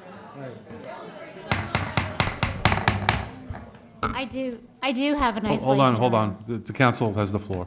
That's not, you say, and I see it in writing here, so. I'd like you to okay, come down and see Hold the on. isolation. Please, the council has the floor. I'm Thank you. going on what's legally in front of me. Okay. So it says facility does not have a separate isolation room. That'd be like some other animal getting some communicable disease. The concrete floors, like I know that might, there might be certain things, wires get chewed and things like that change from month to month.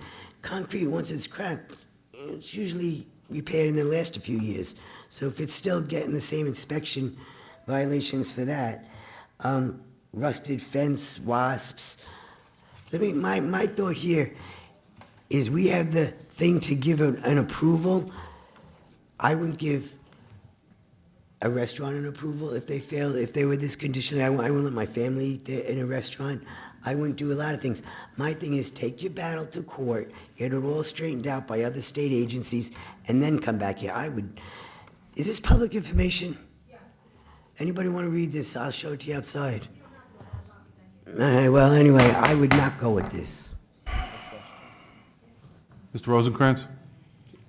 Can you clear up something that I'm reading in this report regarding that the veterinarian, the supervisor veterinarian was at the facility 6 months prior, but there was no documentation, but there were prescription medications, and it names a few medications, several large bottles of medication without prescription labels that require prescribing labels with instructions for use by a licensed veterinarian.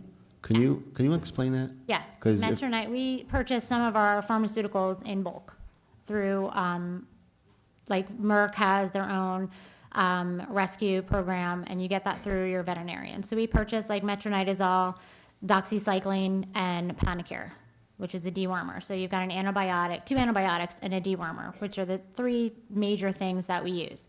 So when we have dogs that see our veterinarian and they prescribe those medications, it is way cheaper for us to purchase them in bulk than to get them retail every single time we go to the vet.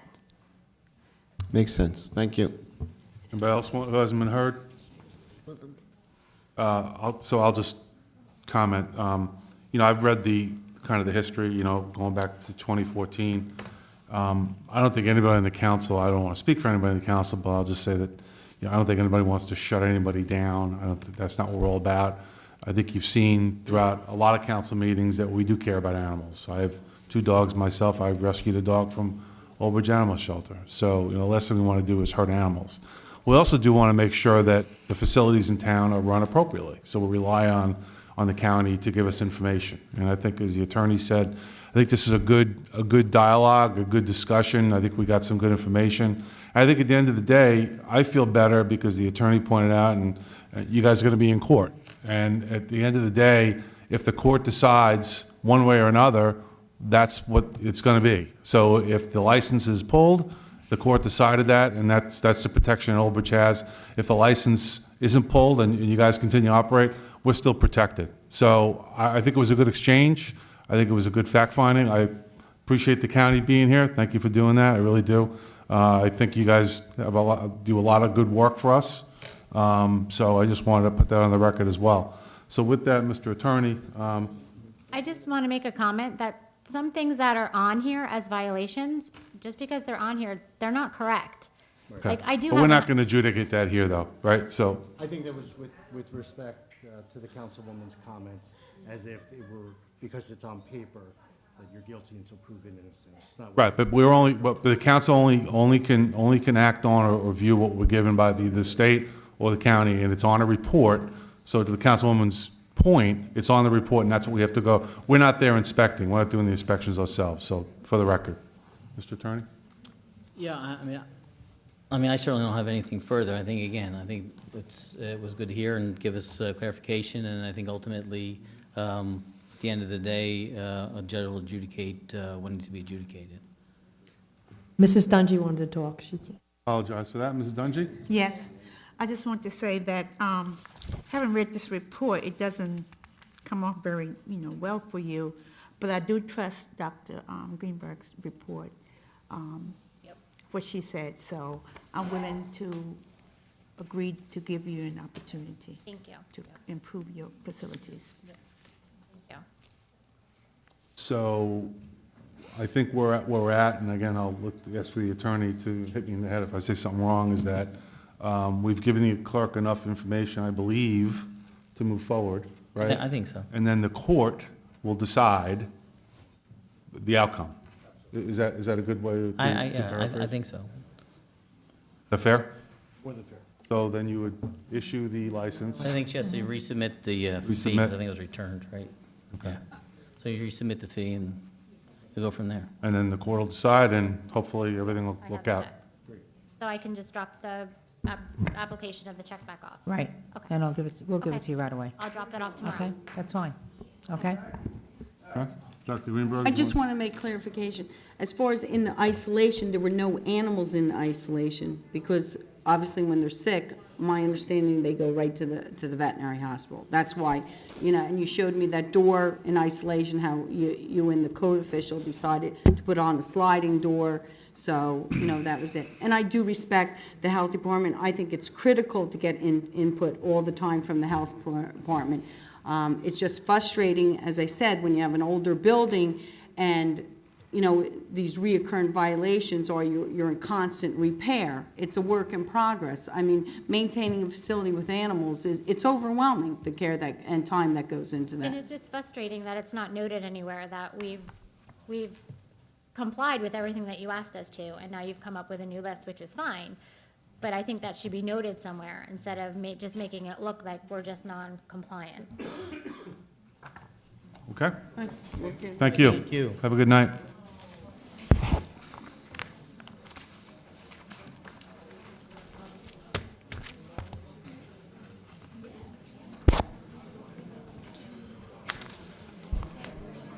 Anybody who was here for Husky House, we'll finish with that, so if you'd like to leave now, that, you know, or you could stay, welcome to stay.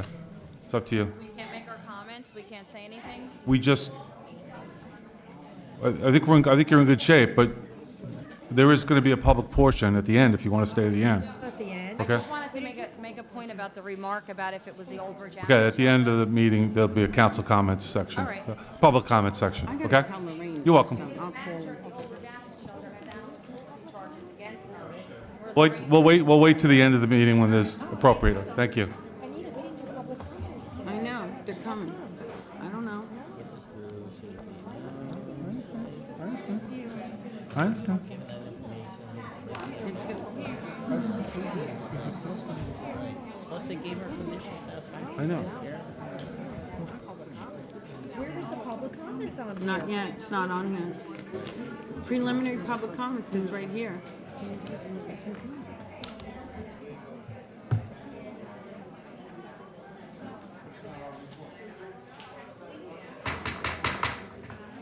Really need the courtroom cleared. If you're not going to stay for the meeting, we have to continue the meeting.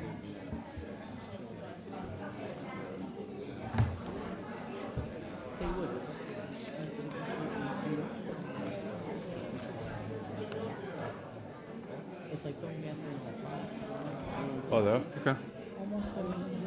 All right. Okay.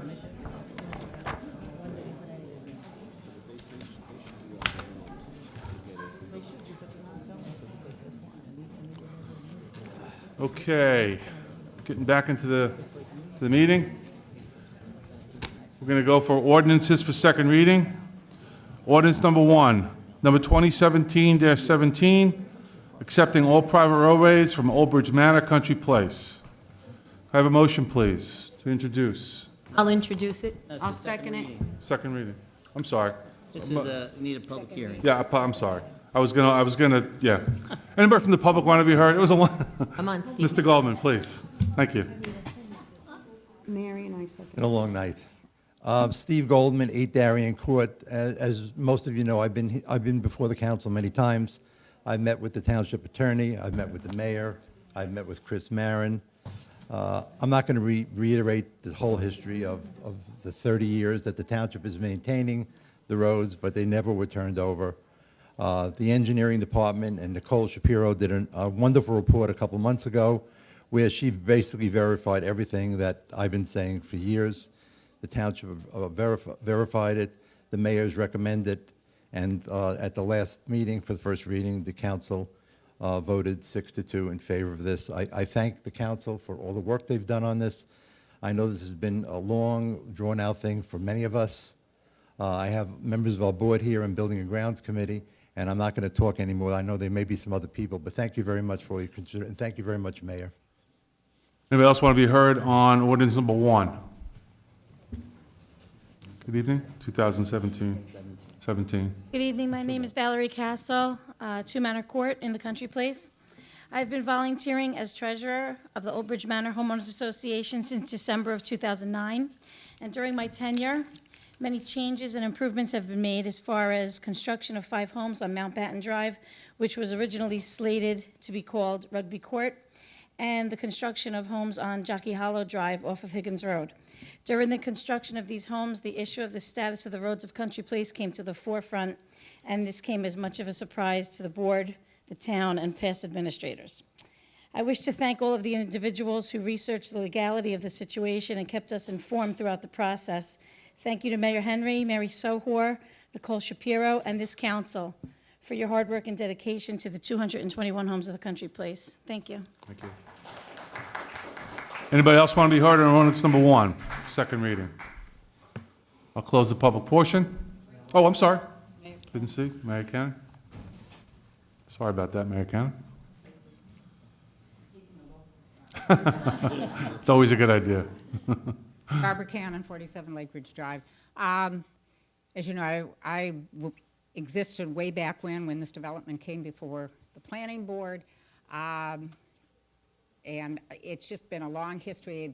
The thought, you know, this development always was intended to have public roads. The whole idea of private roads never applied to single-family developments.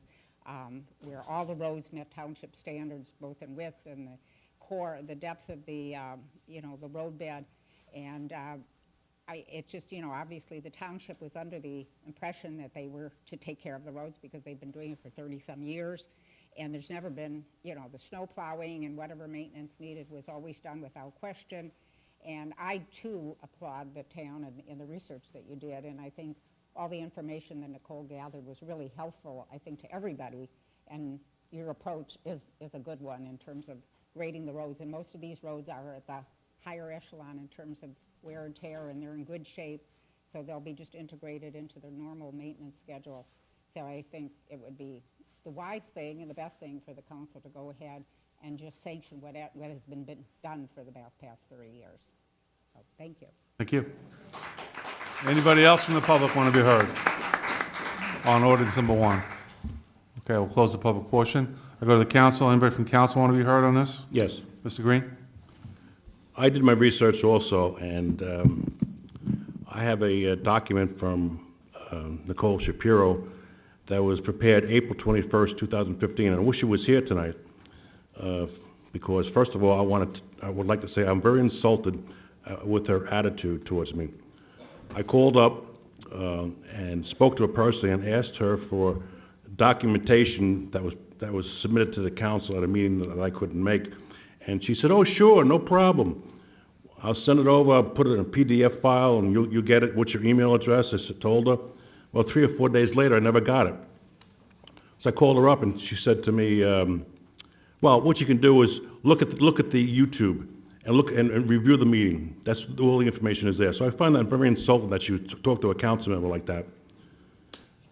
Number 2, with this memo that I have prepared for her, she says outright, the planning board resolution, which is attached, dated October 28, 1982, granting final approval for major subdivision associated with the Old Bridge Manor. Condition number 8 states, it is agreed and understood by the applicant that the streets should remain private under the jurisdiction of the homeowners association. That's the memo that I have from Nicole Shapiro. Okay, now, first of all, I'd like to get another point across. I was called vindictive. I'm not vindictive, I'm just trying to be fair. I have a couple of homeowners associations in my ward, and I know specifically they were told that these things have to be done before the township takes over your roads. One of them was, just as an example, not that I was comparing it, I just said that Foxborough, for instance, had to tell the owners who had a sump pump discharge going into the street that had to be repaired. And Nicole Shapiro said to me, well, we don't have that in Country Place. Well, let me tell you something. I have a list of Milburn Court, pipe through curb, wet, discharging water onto the roadway. So she's wrong. I questioned about the money that it would cost. By the way, these are 2007 costs, not 2017. So now it would be a lot more money. I said, it's going to cost well over $1 million. And she's, no, it's only $600,000. Well, if you add up the cost that she quantified based on 2007 numbers, it comes to $769,794. I was a lot closer than Ms. Shapiro. And that doesn't include all these extras that have to be done. Pipes through the curb at this house, pipe through the curb at another house, I'm not sure what eco-style head, I understand what a bicycle safe grate is. That's a safety issue. It says here, handicap access ramps. I can go on and on. It says 6 linear feet broken block of a curb at handicap ramp needs to be replaced. I could go on and on. We're asking the township to absorb well over many times over $1 million to repair the neglect that wasn't taken care of with these roads and sidewalks. The list is right here. It says here from Nicole Shapiro, it should be noted that similar requests have been made by other homeowners associations in town, and before accepting the roadways, the associations are required to bring their facilities up to current township code. I don't see that in this discussion. Should the township agree to accept the roadways, the Old Bridge Manor Association should, at the minimum, mill and resurface the roadway or provide a contribution towards paving the roadways prior to any acceptance by the township. Based on existing available data, which I kind of give you an overview, the extensive list of deficient site conditions observed at our field visit on April 16, 2015, and the resolution for the development identifying these roads as private. Lastly, if the township agrees to accept the roadways, the Old Bridge Manor Homeowners Association should be made aware that they are to continue maintaining the detention basin, open space, and recreation areas. Any future drainage runoff discharged from private property onto the roadway through the curb will not be permitted as per Land Development Ordinance number 20-96. Okay? Now, I know that residents say, well, you know, the township has done maintenance on the roads. Well, of course they have.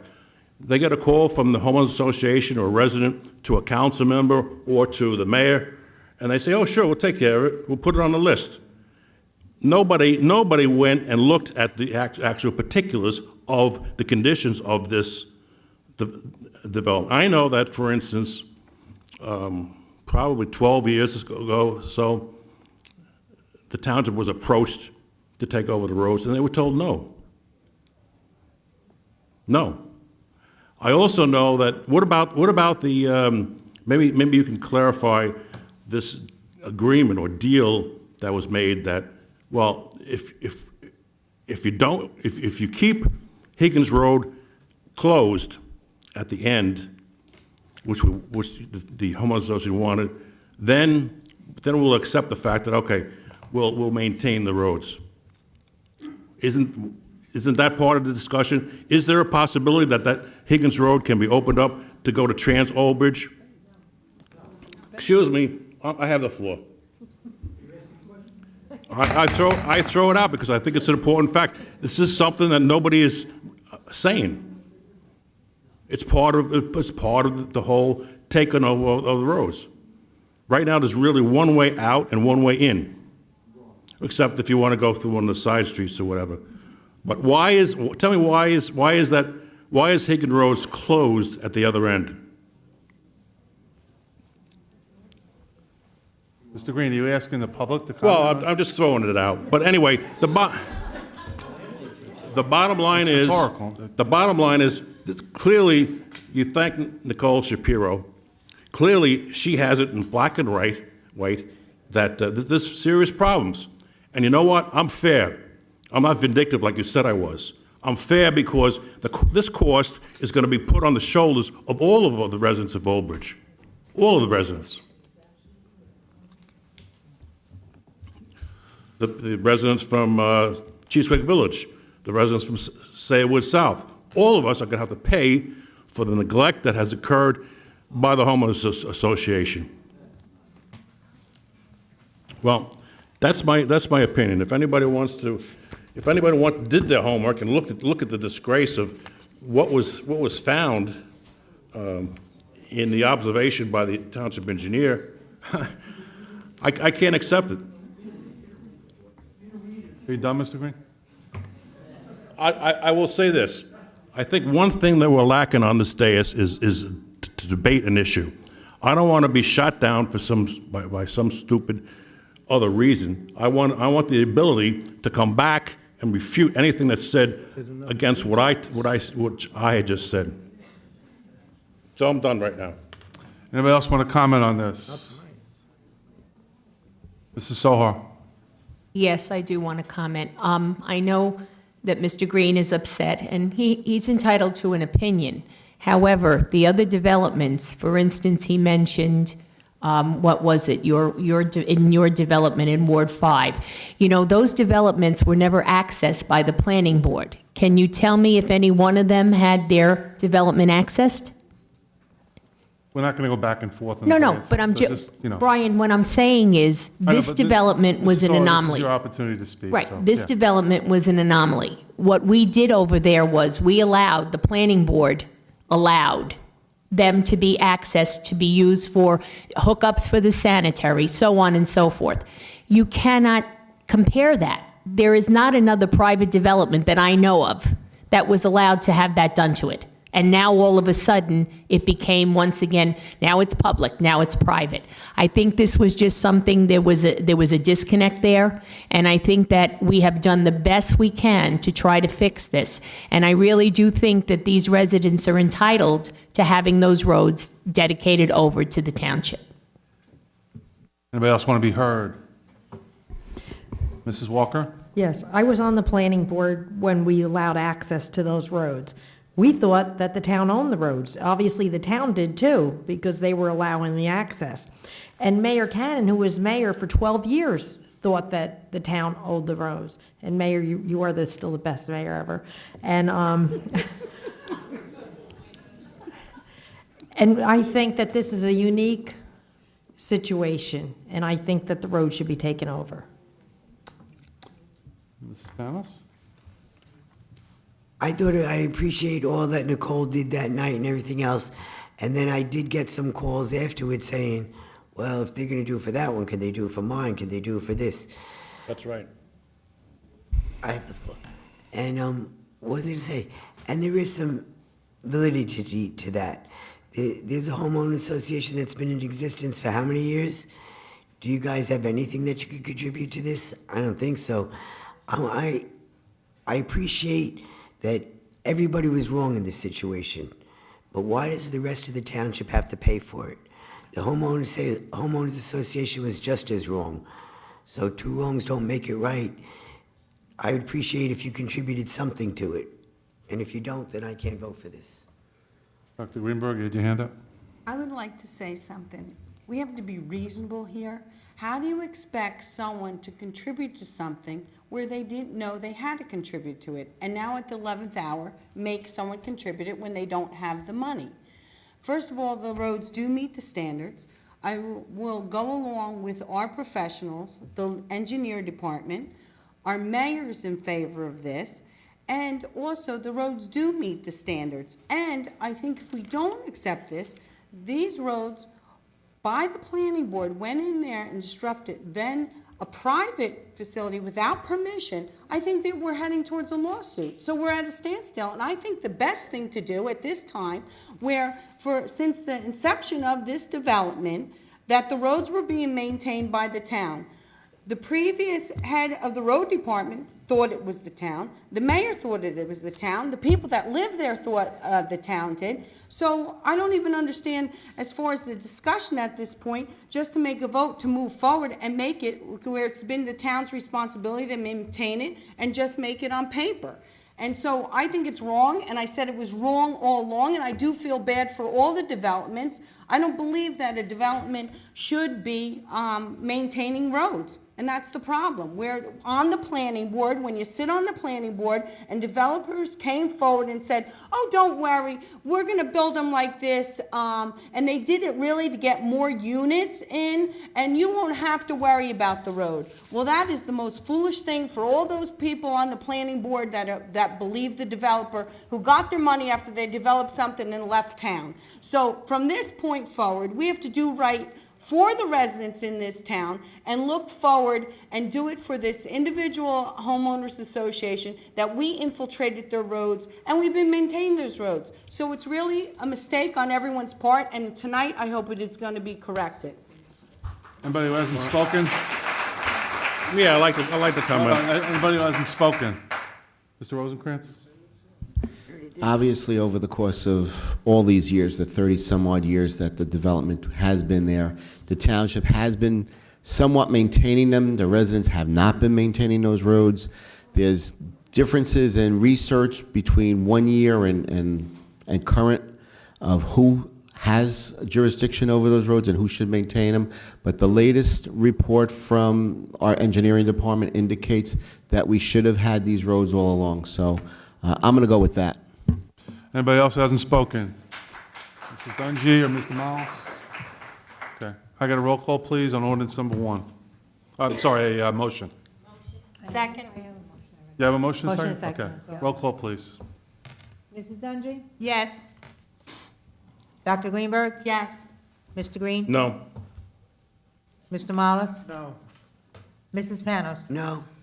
Mr. Rosencrans? Yes. Mrs. Sohar? Yes. Mrs. Walker? Yes. President Kale? Yes. 6 yes, 3 no. Ordinance number 2, 20... Ordinance number 2, 2017-18, authorizing the continuation of the government energy aggregation program. Anybody from the public want to be heard on ordinance number 2? I will close the public portion. Council comments on ordinance number 2. We have our expert here. Any questions, comments? I got a roll call, please. Need a motion? I'm sorry, motion, please. I'll move it. Moved by Mr. Rosencrans. Can I have a second? I'll second it. Roll call, please. Mrs. Dungy? Yes. Dr. Greenberg? Yes. Mr. Green? Yes. Mr. Mollis? Yes. Mrs. Panos? Yes. Mr. Rosencrans? Yes. Mrs. Sohar? Mrs. Walker? Yes. President Kale? Yes. 9 yes.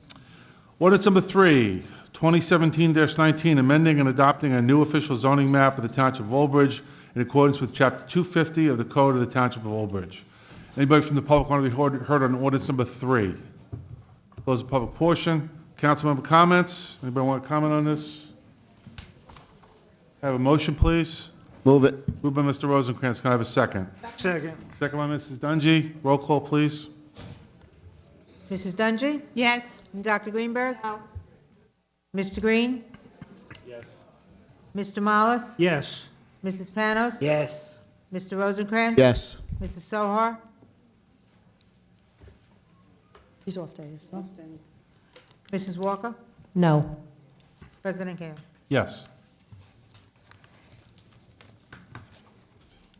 6 yes, 2 no. One off days. And 1 off, yeah, one absent of podium. Moving to preliminary public comments to the council, subject to the following conditions and restrictions. Number 1, during the preliminary public portion of the meeting, any person may address the township council on one subject for a maximum period of 5 minutes. Any such person desiring to speak during the preliminary public portion shall first sign a list maintained by the township clerk for such purpose. Comments during the preliminary public comment portion of the meeting shall not encompass second reading ordinances or any other matter for which a comment or a public hearing is to occur at this meeting. Justin Delito? Justin? Justin?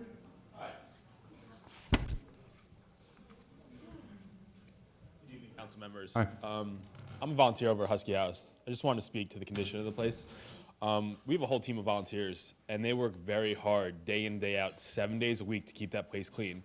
Dogs poop. They have feces. There are 2 to 3 major shifts a day that come in and just completely sanitize and clean that place. In between those shifts, there are people there all the time picking up poop as soon as the dog poops. You know, it might be there for 5 minutes, might be there for 10 minutes, but it gets picked up, it gets cleaned. I'd also like to speak to the character of Lorraine. She does amazing things. It's not just a place where dogs come in and they leave. She takes basically any dog. She takes dogs that are genetically terminally ill that would go to another shelter and die. Like, they would put them to sleep. She puts dogs with families. She does a great service to this town, this county, and this state. Like I said, she takes in dogs that nobody else would. She gives them vet care, everything they need. Even dogs that are dying, that aren't going to live, she makes it a point to give them a really good life. It would be a shame not to give that lady back her license.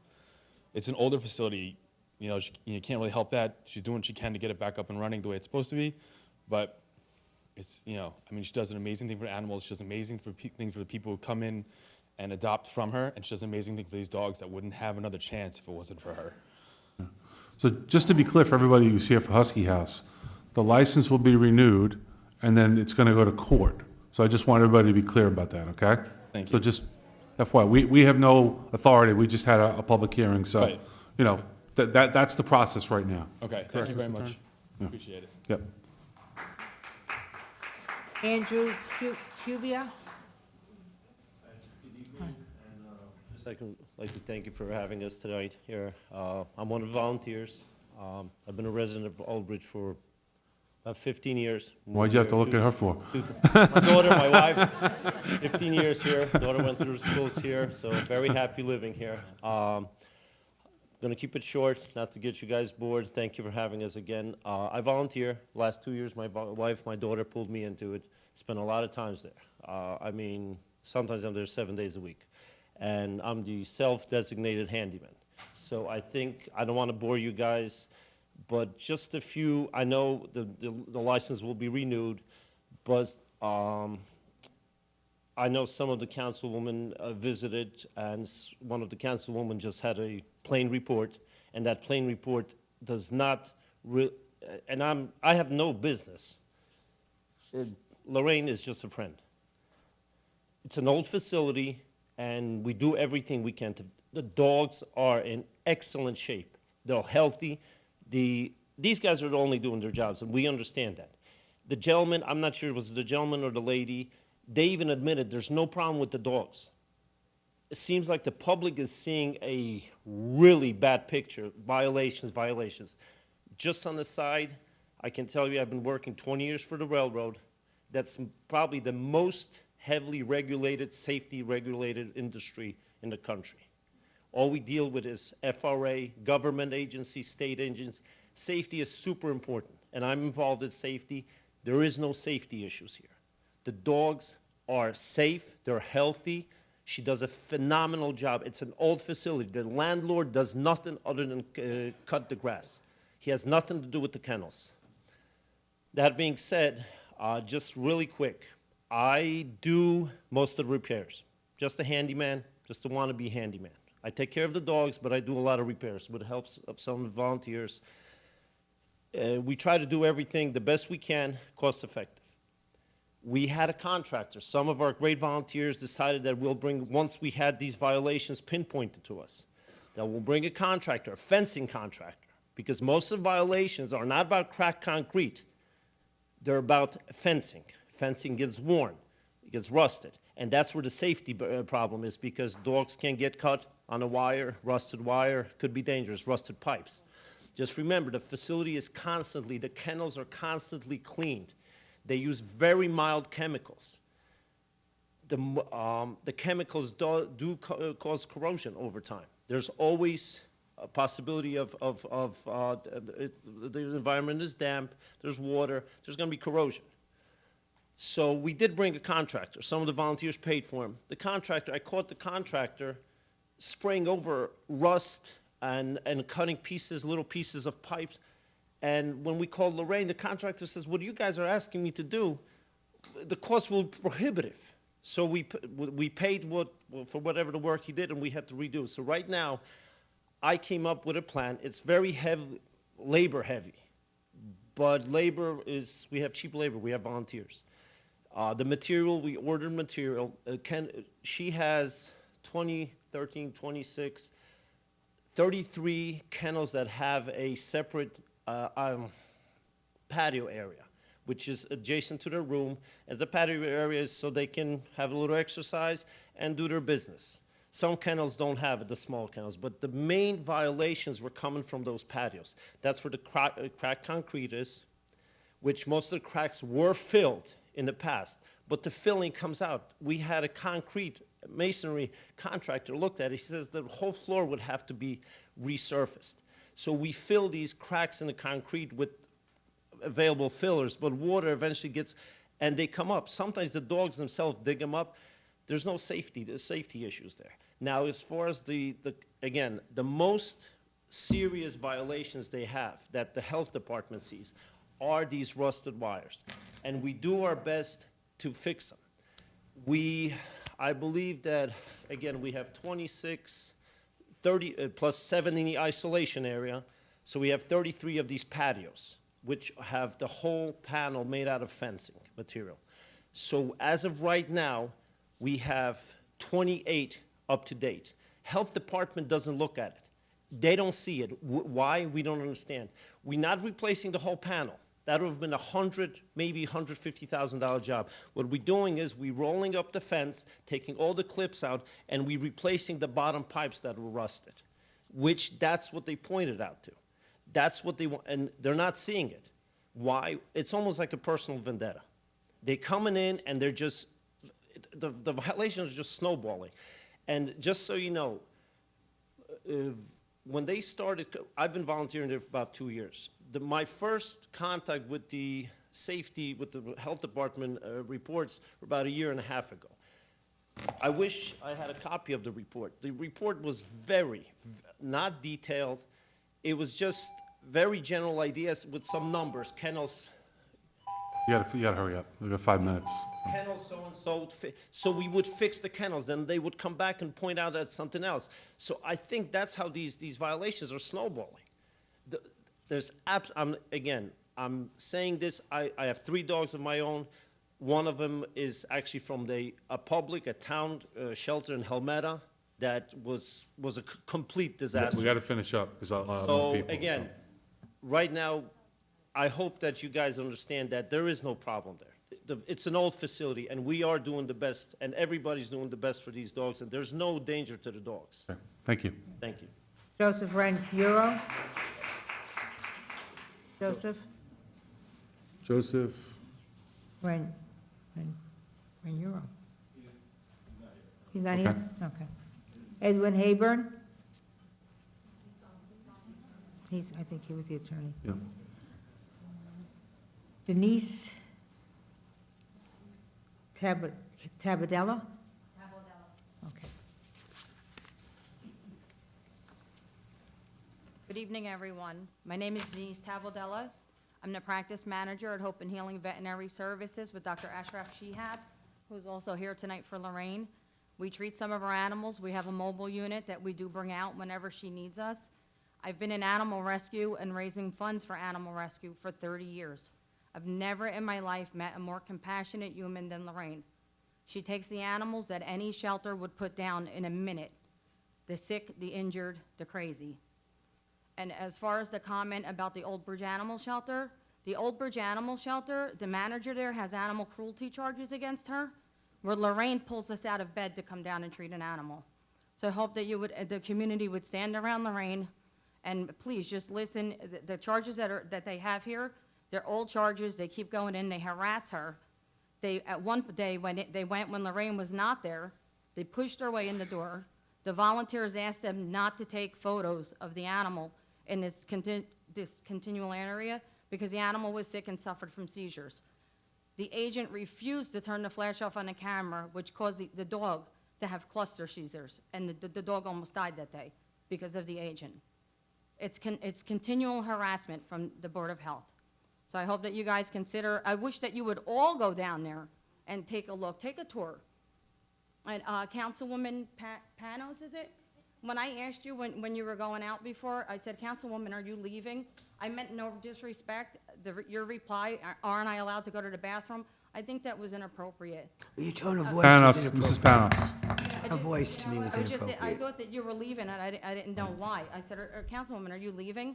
So I meant no disrespect. That's not how you Yeah, said just it. direct it to the council, please. Right, that's not Yeah, how I'm you just saying, I said it. meant Yeah. no disrespect Okay, that's fine. towards her. I don't want to go, back and Yeah, forth. no, I'm not going back and forth. I really meant no disrespect. Okay. So the answer, aren't I allowed to go to the bathroom, I think was a little Well, inappropriate. I meant no Panos. disrespect either. Next time. You can comment I at the thank you council. too, hon. Mrs. Panos. Yeah, I appreciate You it guys too. have a lovely evening. Thank you. Thank you. Dr. Shahab? My name is Dr. Ashraf Shihab. I'm one of the many veterinarians that Husky House deal with other specialists like Garden State. First, I want to thank the doctor for the support. I'm just giving one example. I'm not going to make it long. On Easter Day, someone gave me a call and said there is a little Yorkie named Minnie Jean have a mammary gland cancer and a late diagnosed closed biometry, and the doctor will understand and know that. It's the survival rate for that is 5%, basically a huge abscess inside the uterus. And it was Easter, everybody closed, and if that dog didn't have the surgery, she would have died. I jumped off the bed, I did what I can, and it was a very long surgery. We did what we can, and we saved the dog life. Minnie Jean now have a home, have a family, have a new life ahead of her. She's happy. But I just want to emphasize that the person that called me is Lorraine from Husky House. She said, Doc, if you take this, and it was Easter, and it's hard to find somebody to work. My point is, on the animal rescue map, I've been through shelter, I've been Humane Society, I've been working different facility. Now I have my own practice. But in the animal map, she is a high rate for somebody care about the animal and the animal life. Proportional matter, we should really care about saving an animal life, saving a life, than worry about corroded wire or something that can be replaced with time. But if an animal loses a life, how we can replace his life? Thanks again for your support. I really appreciate it. Have a good night. Stephanie Marcus? Stephanie Marcus? Farrah There'll be an opportunity at the end if you're not on the list, okay? Farrah Whitner? Barry Solomon?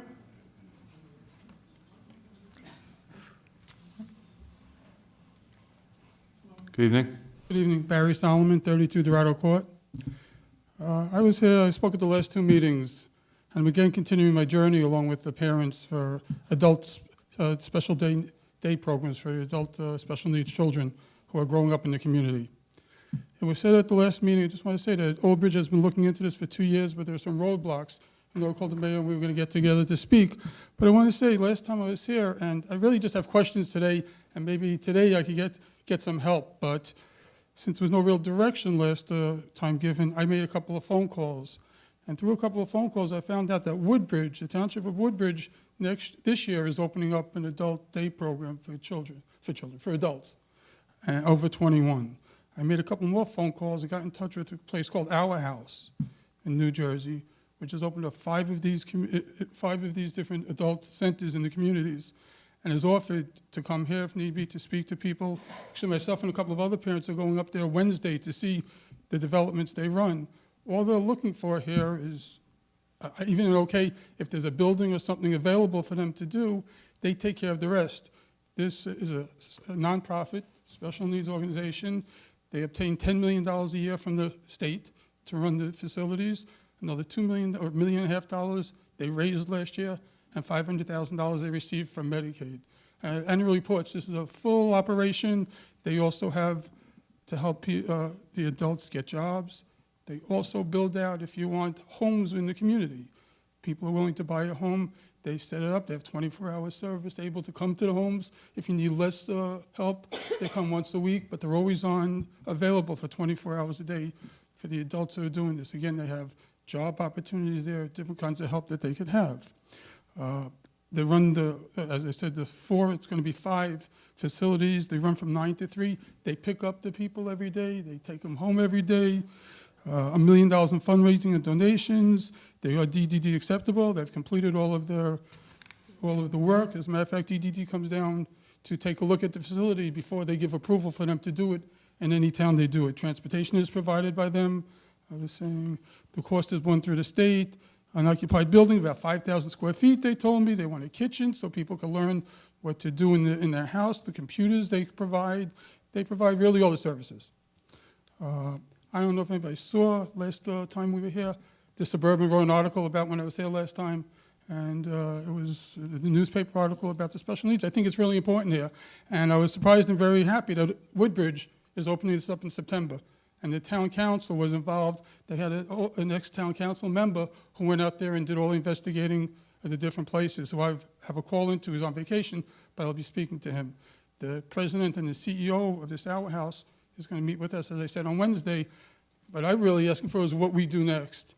I called the clerk today, and though you weren't there today, or somebody wasn't there, to see if we have to get on to try and get a building, to get on for the first reading or second. I just don't know where to go next, but I think the hard work is done. Now it's just a matter of allowing us, if we need approval or anything, to do something like that. So that's really all I'm asking, is just for help. Yeah. Mr. Mayor. Sure, I'll respond. Barry, you spoke to me about 2 weeks ago? Yeah. You were supposed to set up a meeting? Yeah. They would invite me, you were going to have it here, we're willing to listen to anyone. I think that was part of our conversation. Correct. Okay. Yeah, nothing with this. No, this was just a matter of timing and everything, and the woman invited us there first, so we could see if it makes sense to invite them down here. We're willing to listen, to go down that path, to have a private organization come into town and run it. I'm also working with the Camp Robin coordinator. I met with him today about doing it ourselves, full-day, 5-day program. There are many hurdles that we need to clear. As you know, Camp Robin has one more week in its summer camp, and then those people are getting a well-rested and well-needed vacation, and we are putting this on the front burner come September, and we will come up with a plan. We will bring it before the council, whether we're going to do it ourselves or whether somebody else is going to come into Old Bridge as somebody came into Woodbridge. I believe there's a number of organizations. I have 2 names, the one you mentioned and another one from the south, working its way up north. So I can tell you we are committed. It's going to happen. In the meantime, we're looking to enhance our adult programs that we have in place now, the chorus, the theater, the Friday night program. We're looking, to enhance our adult programs. But I know the meat and potatoes is going to be a full 5-day-a-week, all-day program from 9 to approximately 2 o'clock, and perhaps even an afternoon program, with a little break in between, something from 3 to 6. So we're working on it. All right, I'd like to be involved from your end. I thought you were involved. Okay. I look forward to your, your input, but please, you need to stay in touch with me, and you need to include me in those meetings. Well, no problem. Thank you. Okay. Thank you. Thank you. If I could just follow up, Mr. Mayor, Mr. Solomon, just so you know, Mayor did talk to me about it. I have a son with Down syndrome, so certainly it's an issue that's near and dear to my heart. And I'm also on the board of a non-for-profit down in South Jersey, and we do a day program for developmentally disabled adults. So I'm familiar with the process as well. The mayor had spoken to me. Certainly, he had said this is a priority for me, Mark, so we need to jump on that. So it's not something that I'm not familiar with, and certainly I'll be working with the mayor to hopefully bring this to fruition. Great, thank you. Thank you. Frank Rizzo. Frank Rizzo? Frank Rizzo Jr. Not here? Okay. Oh, sorry. There he is. Good evening, Council and Good Mayor. evening. I'm a sergeant with the New Jersey SPCA Police here in the state. We cover 21 counties, for those of you who don't know us.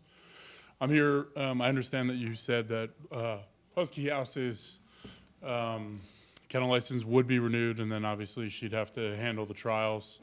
I just wanted to come and speak in her support that as a SPCA officer, an unfunded agency within this state, we're constantly relying on places like Husky House before the municipal shelters for help in hoarding situations, pet store closings, other shelters and other kennel closings. Places like Husky House are the first people to show up at 2 o'clock in the morning when I need help.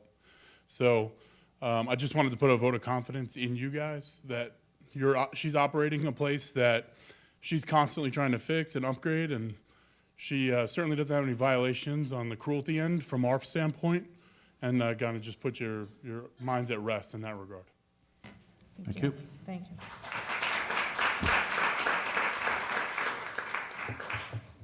J.J. Smith Marquez. Gone? Nikki Smith. Nancy Jenkins.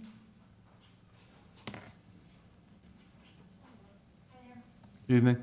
Why don't you just pull that down so people can hear you at home? And Saying I'm short? no, I didn't say that. I have to, because I have heels. It's on I have TV. I heels did not on say today. that. I have 4 inches underneath these feet. I just want people at home to hear you, that's all. I'm not going to beat a dead horse because you've pretty much heard it from everybody who stepped up here. So we do appreciate the fact that you did your renewal. For those ladies who stepped up and walked in and saw the facility, thank you. Supporting what Mr. Rizzo said, I've been at Lorraine's at 6 in the morning. I've been at Lorraine's at 1. I've been walking into Garden State with a dog that was dying at 1 o'clock in the morning while she was walking out. I have never seen anyone so dedicated to those animals. I have been there countless times, unexpected. The facility's clean, the dogs are well cared for, and they are loved. So to make an inference that things were not taken care of, you heard from the people who did the repairs. I donated doors. They will continue. She'll continue to get that support from the community, from the people who want her to stay open. I have dogs there. I have one here now. I had one here a couple of months ago. I wouldn't put my dogs there. I'm a rescue, so I love my dogs. Ms. Panos, until you have shoveled poop, had been puked on, and held the dog while it took its dying breath, paper is not everything, okay? And this woman has. And maybe I have Mrs. done that. Panos, please. This woman has. So paper's not everything, and that facility deserves to stay. Thank you.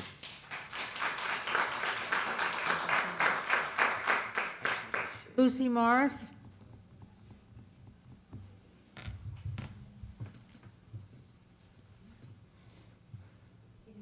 Evening.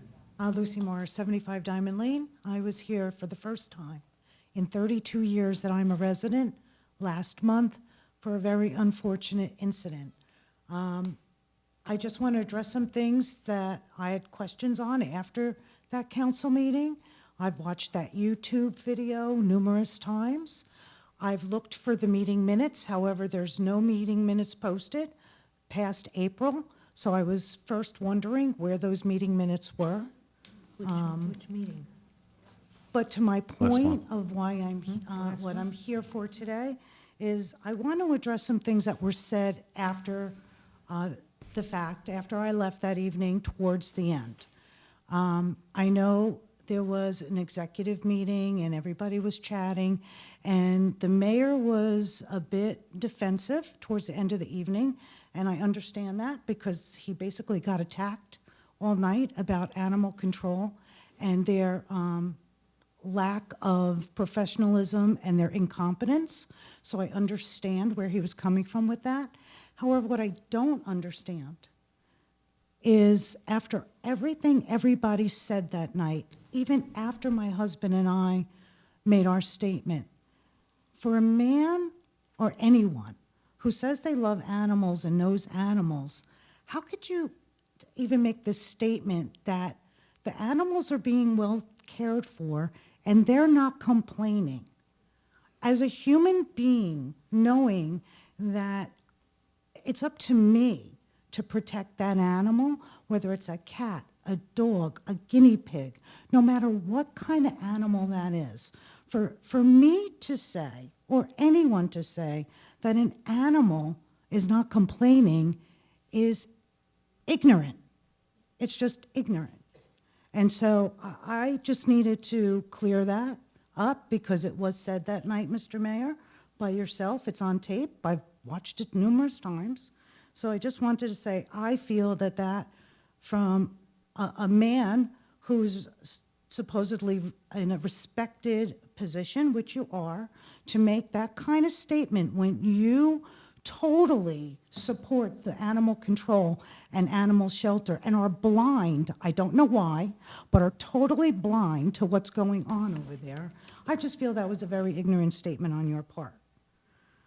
Now, talking about animal control still, and I don't know, unfortunately, I'm so wrapped up in animal Supposed to control be addressing right now. the council, by the way. Oh, This is a excuse me. council meeting, so. I'm so wrapped up in animal control right now just because of our incident. I know more than I ever wanted to. There is someone who has charges against them for animal cruelty. I'm learning this. I'm reading articles. I'm reading news reports that the mayor himself has given the interview.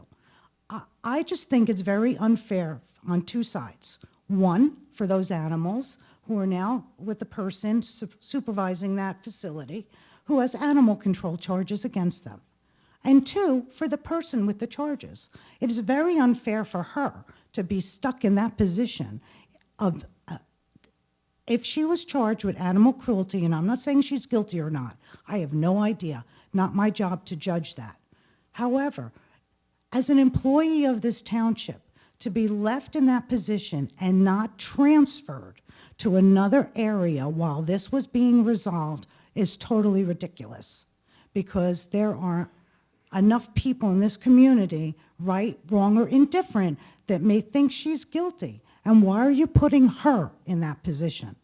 As far as those animals go, if she is guilty, don't you want her away from them? Don't you want her away from them? The other thing I want to understand is where we are with TNR. I understand TNR was I mean, signed. this one subject in the 5 minutes. Isn't so- that part of animal control, TNR? Okay, I'll let you go, okay. Okay, so you don't have to answer it, I don't expect one, because I think this came up last month too, and we still don't have that answer, right? I was looking for it, honestly, because I help with TNR for months, for years. You go into animal control, helping animal rescue. So I was curious where we were, because I would love to be able to help with that again. So, I mean, if one subject is animal control, we're still on that. And here's my last one about animal control. And Councilman, I understand your frustration when you say, well, you asked for information from somebody, and her response to you was to watch YouTube. Understand our frustration. I still don't have a rabies report. It is 40, almost 50 days later. I still have no rabies report. Okay. Thank you. Dave Morris.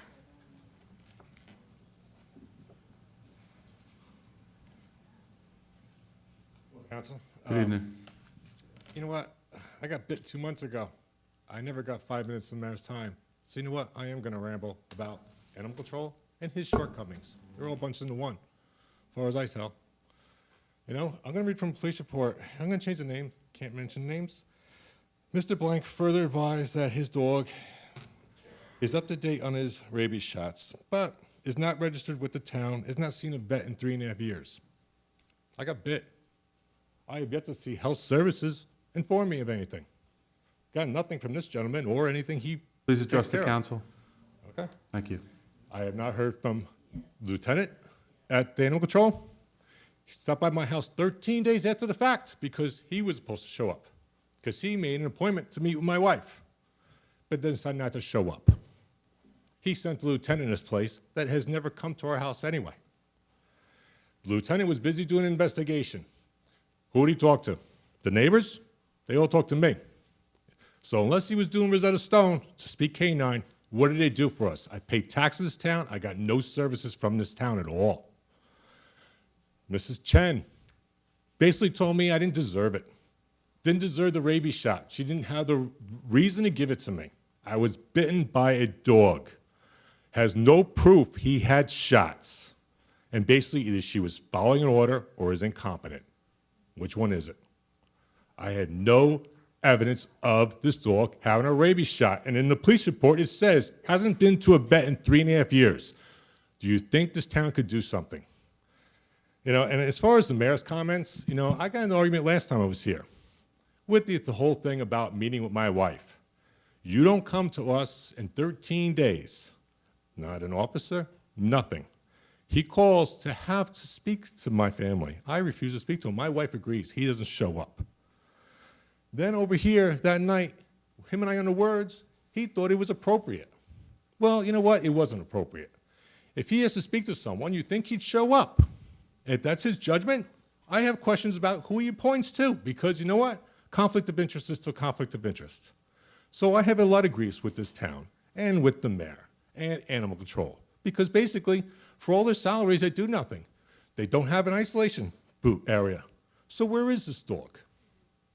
No one knows. I can't find out because he's worried about me signing in when I go down there. Ridiculous. He's worried about me signing in, but not worried if I got a rabies report. I mean, it's incredible how many things that he worries about that aren't important. The laws are ridiculous. This dog was basically set in quarantine for 10 days on our street. Basically we were the aggressors, not the victims. The laws are so wrong. The kennel, he lost the dog. How do you put a dog into a private kennel that the owner chooses and you lose the dog? The dog ended up lost the dog for 3 days. How does that happen? No offense, but my dog got one choice, Abby Glenn. Why does this dog even get a choice by the law? The dog has bit before. Why is it giving us 3 times to bite somebody and it's still basically impounded somewhere? And no one probably knows where the dog is at this point. I don't want to ramble here. I'm just going to say, I'm very frustrated with the laws. They should be changed. I've made my comments on certain things, but You know, he don't give us a lot of faith when the town doesn't do anything to provide a service for anybody, the taxpayer, to help them. Thank you for your time. Thank you. Nina Palmer?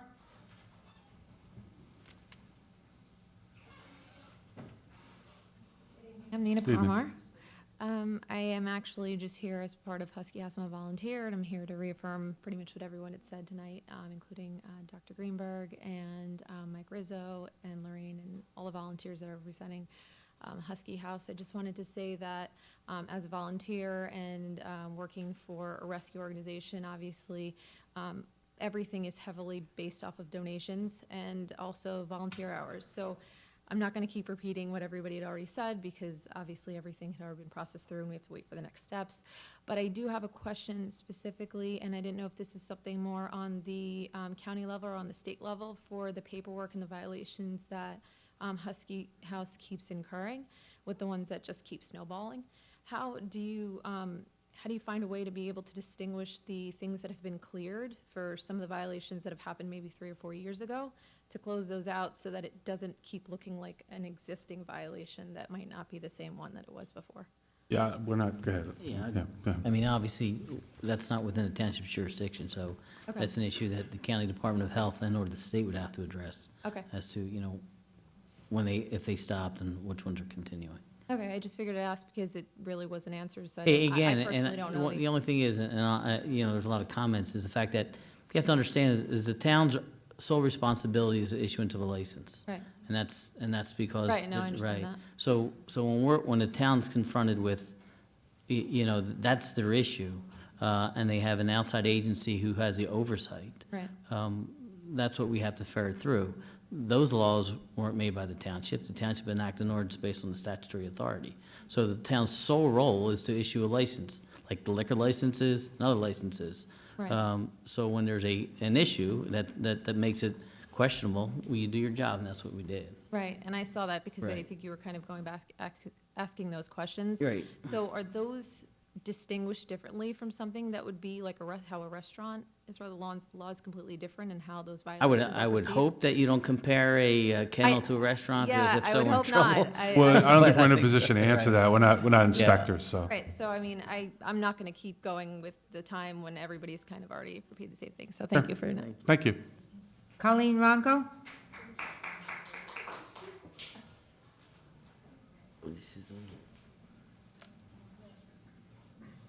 Good evening. Hi, good evening, everyone. I have some papers that I'd like you guys, the council members, to see. To the clerk, please. I'm going to give you guys a second to look at that, and then I'm going to read part of it. I'm not going to read the entire email. Why don't you just start, because it's a Okay. 5-minute time, so. So this is an email from your lieutenant to your captain from June 5th. And I had OPA requested some emails, and this is one of the emails that I had gotten in the OPA request. My concern here is twofold.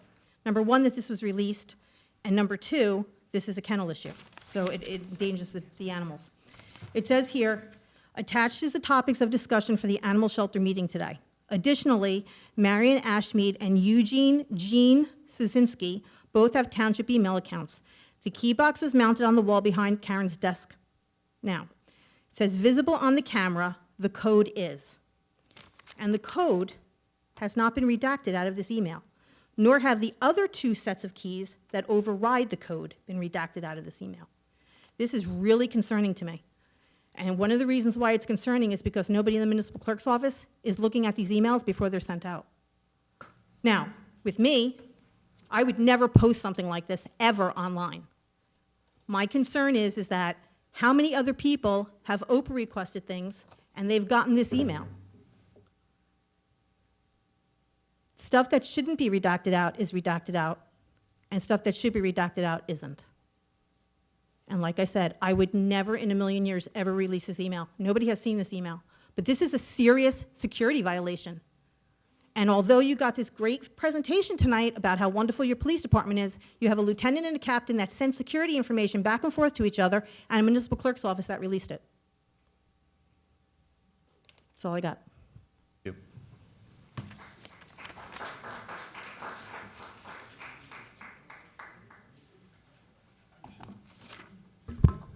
you. Ms. Ronco, that was picked up by the legal department, and I advised the two parties that were involved in the emails, those kinds of things shouldn't be put on there, and they were directed to make sure they changed the code and so forth. So it's irrelevant at this point, but that was expressed to them that they shouldn't be doing that on emails. And I picked it up through another email from I forget who it was from, but I saw it, and then I saw it was cross-referenced. So I tracked it down, and that one was released, but the other was not. For that reason, but I instructed the officers involved not to do that, because if it gets put out by mistake, obviously it could have consequences. So that was corrected, but thank you. Thank you, Mr. Lazier. Elizabeth Wolster?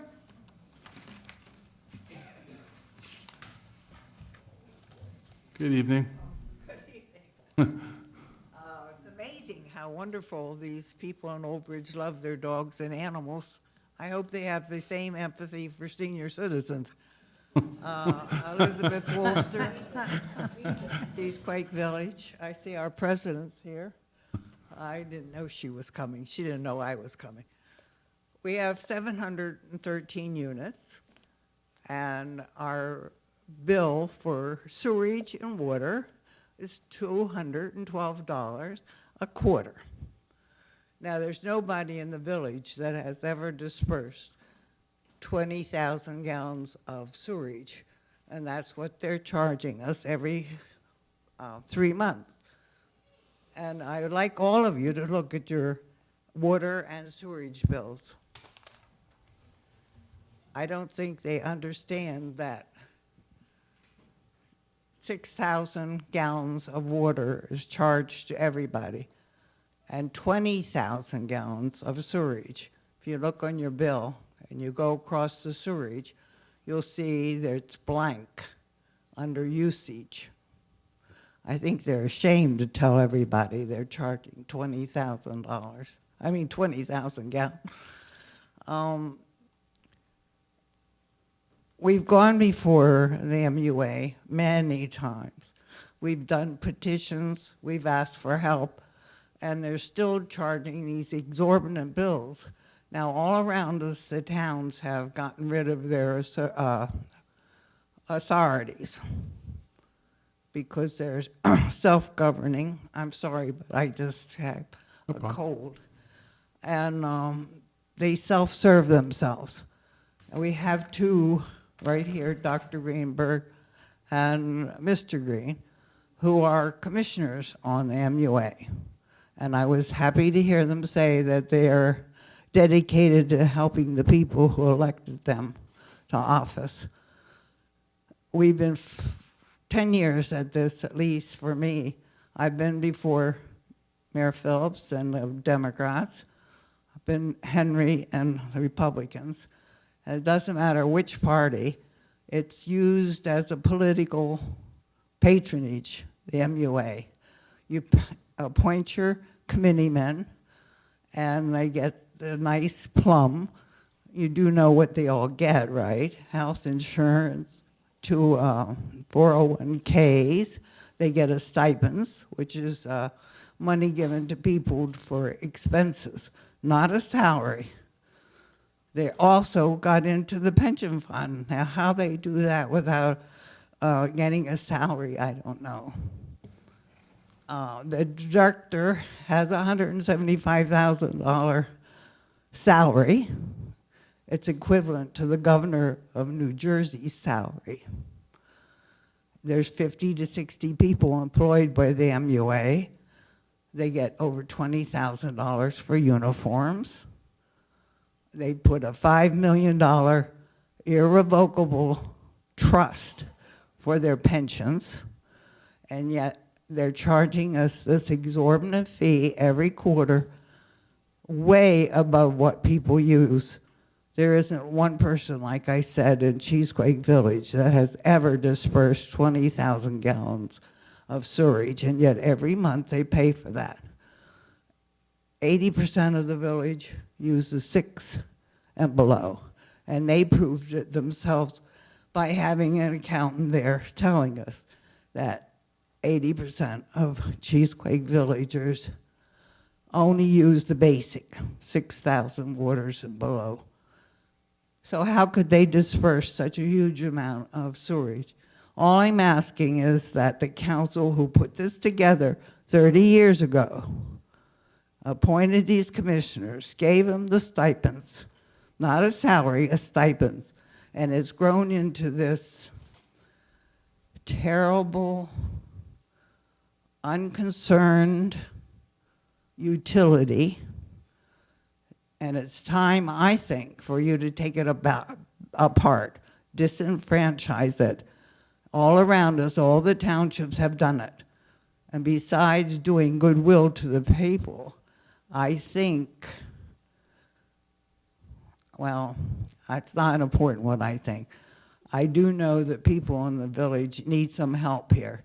They can't afford $850 a year for water and sewage. I just want to thank the mayor because I read in the Asbury Park Press that Old Bridge has the lowest municipal tax in Middlesex County. Can you believe that? So I'm very happy for that. Thank you, Betty. And I hope the water does the same, and sewage. Thank you. That's That's it for the public first comments. We'll go to the council member comments. Anybody want to make a comment? Yeah, so we're following the agenda. There are preliminary public comments where people signed up. Then we're going to follow the agenda, and at the end of the meeting, there's regular comments for the public, okay? This is how the agenda works. Council member comments? Mr. Green? Yes. There was a discussion about meetings at the very beginning of our meeting, meetings held at 5 o'clock. Well, I'd like to know what happened with the EMS meeting that was held. It was a committee that was set up without any kind of formal discussion on the part of this council. It was constructed with 3 council members and the council president. So I'd like to know exactly what happened, what that meeting was about, and what decisions were made. Who was at that meeting? Mr. Mayor? I would say that Councilwoman Walker established the meeting. Councilmember I did Greenberg not. was there. Mr. Hamachu set up the meeting. And Councilmember Sohar was there. Mrs. Walker? I'm not going to I'll do sit my here best. and be Walker, accused of doing Mrs. something. Walker, could you just hold off a minute? I'll do my best. Can you tell me who was there, first of all, Mr. Mayor? Myself, Hamanshu, Chief of Police, Councilwoman Walker, Greenberg, Sohar. Thank you. Councilman President Cahill, OEM Deputy Coordinator Mike Petschauer, I believe, was at the one meeting. Lisa Giuliani? No? Okay.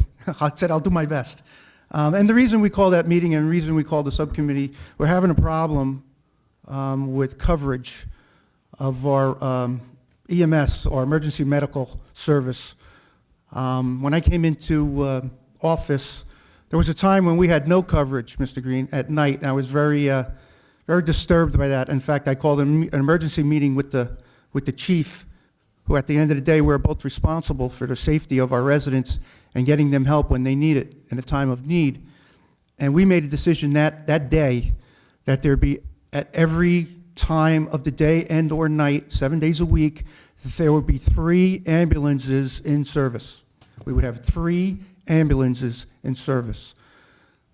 Now, during the day, it wasn't an issue because our day provider is provided by OB Thames, which we're dedicated to 3 ambulances per day during the weekday. At nights and on weekends, the township relies heavily on our volunteer squads. Now, over the years, we know it's been very hard to get volunteers, and we put that extra burden upon them that instead of 2 ambulances at night and on the weekends, they had to come up with 3. So there's been a gap where it's been very difficult for the volunteers to put 3 ambulances in service at night and on the weekends.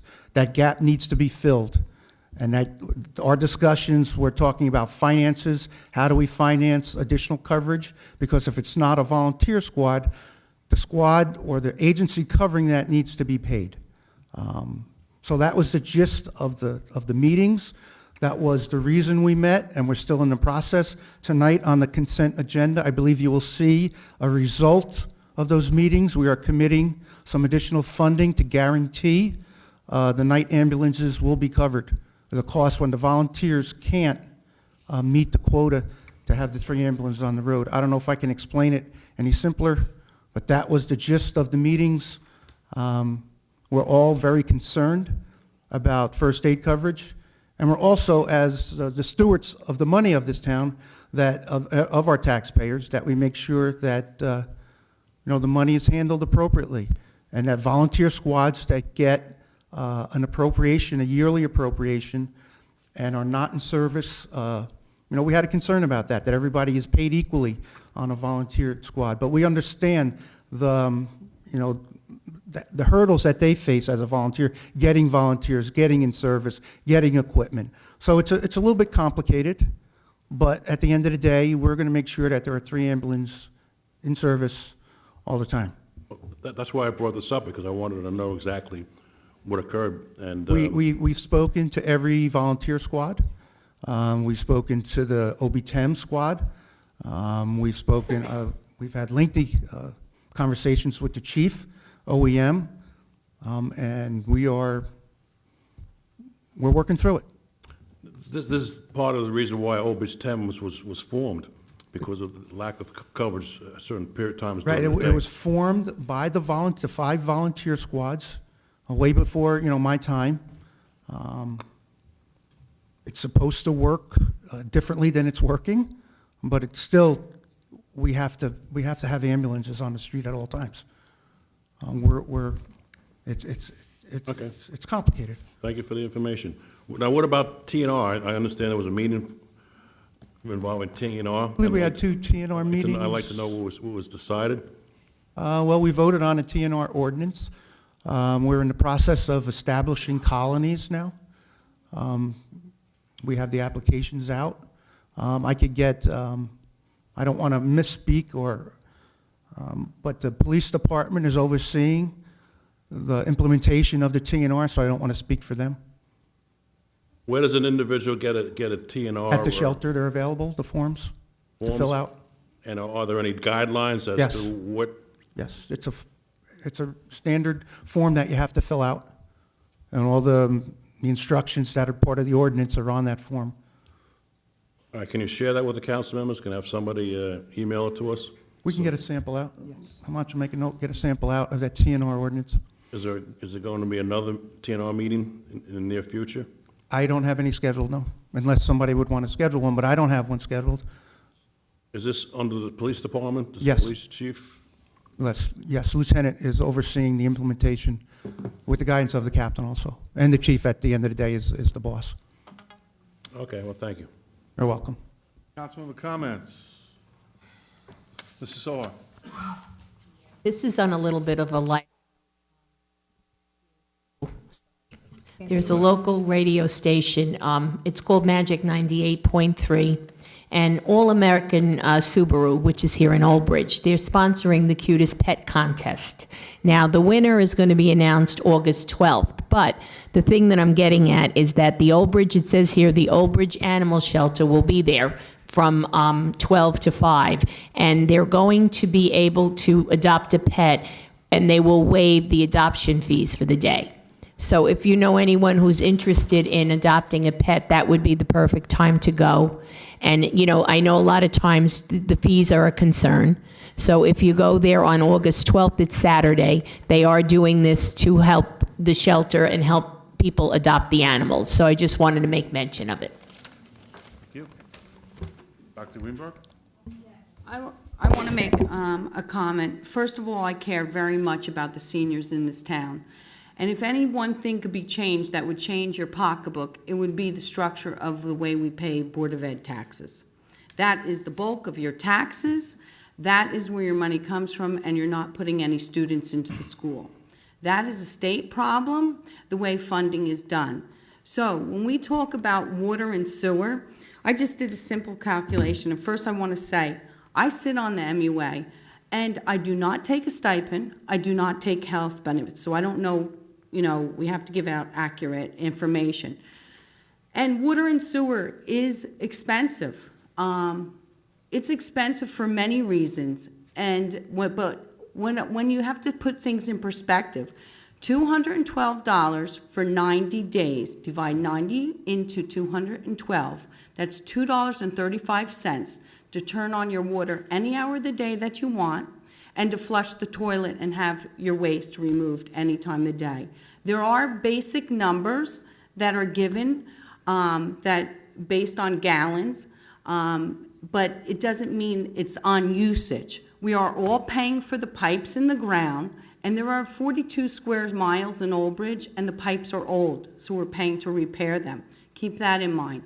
We do not have a sewer treatment plant, so we have to, actually that is dictated the price also from the freeholders, so if you have any problems, maybe the freeholders can address that.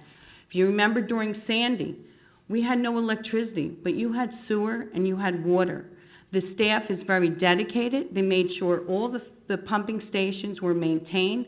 They drove down to Delaware to get fuel. They went all over to maintain those, to get the fuel to maintain those. I agree, everything's gone up in life, and it is. But water and sewer is the best thing that advances civilization and protects your health. So you could wash, do your laundry, you could cook, you can clean, and for $2.35, think when you go to a movies, it's $4 for one bottle of water, and people are buying water. Our water is safe. So there's a lot of things, and it is actually an equitable cost around the town. There's a section of Old Bridge that we do, and also for everyone to know, we can only pull out 2 million gallons of water a day. That is by the DEP that allows that. So we have to buy water to supply enough water for everyone in town. That water really feeds one section of the town, but since we have to buy the water, we all have to share in the cost. So there's a lot that meets the eye, and you never want to sell your water rates out. So with that said, I can say I pay every month, as probably a lot of you, for your television and your computer. You pay for that whether you watch one program or not, whether you turn on your computer or not. And really, no one likes prices going up. And you may think that's a lot, but you have to think of the value too and everything that it's done. It's not, you're not just paying for the water, you're paying for the pipe. And I can tell you, by looking at the cost to maintain pure water, the chemicals, the pipes, there's a lot that goes into that. And you need skilled individuals to maintain our facility. So I don't want to go over that. Anyone can come to an MUA meeting. They're publicized, you could ask questions. But I did want to talk about tonight where everyone talks about the shelter. And it is very frustrating that these conversations still go on about the shelter that I hear. We've been talking about it for months. I have asked for a committee. As you heard tonight, we appointed residents to the planning board. I feel we should have a committee that oversees the shelter or has communication, and really not to oversee the shelter. I want to take that back. It's to help the shelter, to really improve the shelter. We have a wonderful shelter. We have a great facility. The animals are very well cared for, but like in any area, it can improve, needs to improve. I talked about all the time, all the wonderful people that are volunteers. We had a phenomenal volunteer force that raised money, that took it away from the township, that they paid for supplies, they paid for medicine and the care of these animals. I don't know what changed. I never got that answer. But I do know that I've asked multiple times, if you fill out an application to be a volunteer and you are denied, you deserve to know why. And also, you deserve to even be put on a list, and so then you could be put on when we need volunteers there. So those are my comments tonight, and I do feel very bad that the shelter continues to be a problem, because it should really be a very positive place, and I hope that it will be soon. Thank you. Councilmember comments. Mr. Rosencrantz. Yeah, I just want to make a brief comment. Someone mentioned that the report from the state against Husky House was directed towards Lorraine, and when I read it, I don't see, it being directed to Lorraine just for the sake of the facility itself. So everybody says you're doing a great job. It appears that you're doing a great job. It just needs to be a little, I guess, tightened up for aesthetics and, whatever they also said in the report. That's all I have to say. Councilwoman comments. Mrs. Walker. Yes, I have a few items. First, when Mr. Maring was the administrator, he had come up with the idea that before we put things on for first reading, they should be for discussion so we could discuss them. Because now, all of a sudden, first reading items, we're not allowed to discuss them. So sometimes, like tonight, there's something on first reading, and if we want to make some changes in it, then it delays the adoption of it. So I think we should consider going back to having things on for discussion, and that evening, we could move it up for first reading, but it would give us an opportunity to speak on the items.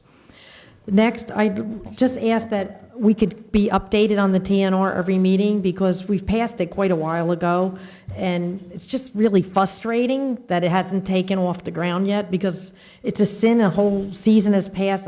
God knows how many cats have been born since this has passed. Also, I have a question. We talked tonight about our boards, how important they are.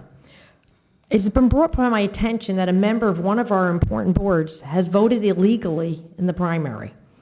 What happens to a member of a board that votes illegally? Should this person be removed from the board? I asked that to the attorney. If a member of one of our boards has voted illegally, A Board of Ed, what board? It's not a township. yes, a township board, I don't want to say the person's name, I'm just, I know, but it does it involve council? it's not a council member, it's one of our boards that we appoint members to. Right, but I'm not sure the context. I don't know how people find out how the people voted. Yeah, really. Voted in connection with an application? No, they voted in a ward which they do not live. Well, you have to take it up. Huh? That's certainly not within the township purview. If that's the question, that should be addressed. Well, I'm just asking, should this member be on our board? It should be addressed to superintendent of elections. It was. Well, then, from But that I'm just perspective- asking, as an ethical, should I go to the ethics board? What's my next step? I don't know. I don't know that's necessarily an ethical violation, because you don't know the facts behind it. It's a question of, I don't know who this person is and why they voted the way they did. Maybe they're not sure where the ward is. Really, that's within the purview of the superintendent of elections. And it doesn't necessarily reflect on the conflict on an application. Usually, if it's a zoning board or a planning board, conflicts arise in connection with those types of application and personal benefit. It doesn't fall within the conflicts laws of the state. So that certainly wouldn't, for hearing for the first time, wouldn't at first blush seem to be an issue with respect to that. Well, I If believe the anything- person knows what ward they live in, definitely, because they are, I think those items are addressed again for the superintendent of elections. yes, I did. But I was just saying, I feel that ethically, I don't know if they should be sitting on a board, just, because I know they know what ward they live in, because they were a member of our county committee. They are going to contact the Attorney General. I just thought that they shouldn't be sitting on such an important board. Also, I would like to say about the animal shelter, once again, we're not allowed to speak about the animal shelter, so please direct everything to the mayor, because he's the one who does control the animal shelter, and unfortunately, we're not allowed to speak about it. And that's all I have to say. Any other council comments? Well, I think just to that point, it's not so much the problem is that, or the issue is that you have, certain allegations, and they're only allegations of a complaint pending, and it involves an employee, so it's not appropriate for council to comment on the performance of a township employee without employee be a rice notice, and frankly, there's been no adjudication of guilt. I don't think it's any different, basically what we heard today. There was charges filed against Husky House, and they haven't been adjudicated as well, and same thing with respect to what occurred with respect to our animal control officer. But it's not appropriate for council to speak about the performance or a township employee, certainly without being race noticed. Anybody down this end? Mrs. Panos? I'm not sure where to begin, but I'll address many miscommunicated ideas here, things said here tonight. One, The first thing, I don't know, somebody said the mayor made a comment that the animals aren't complaining. If I know anybody in this town, he's probably the dog whisperer, okay? I think he really believed that he would know when an animal was complaining. No, I'm serious, because you know what? Let me finish this. Whisper. No, to say that the animal would complain, if anybody knew the way a dog complained, it would be him. He has 3 dogs that at one point I had to babysit. He called me whether it was, did you leave your house yet? Did you give my dog the pill? What time is it? Do not let the dog out. Carry it down the stairs. That man would know if an animal was in pain. So I do believe he really meant that. Okay? Tell me where the cheese, put the pill in the cream cheese, and calling me, did you put it in? I'm serious, ma'am. I really think you misunderstood that. Okay, that's just that. I really believe he could understand an animal in pain. The other thing is, you know what?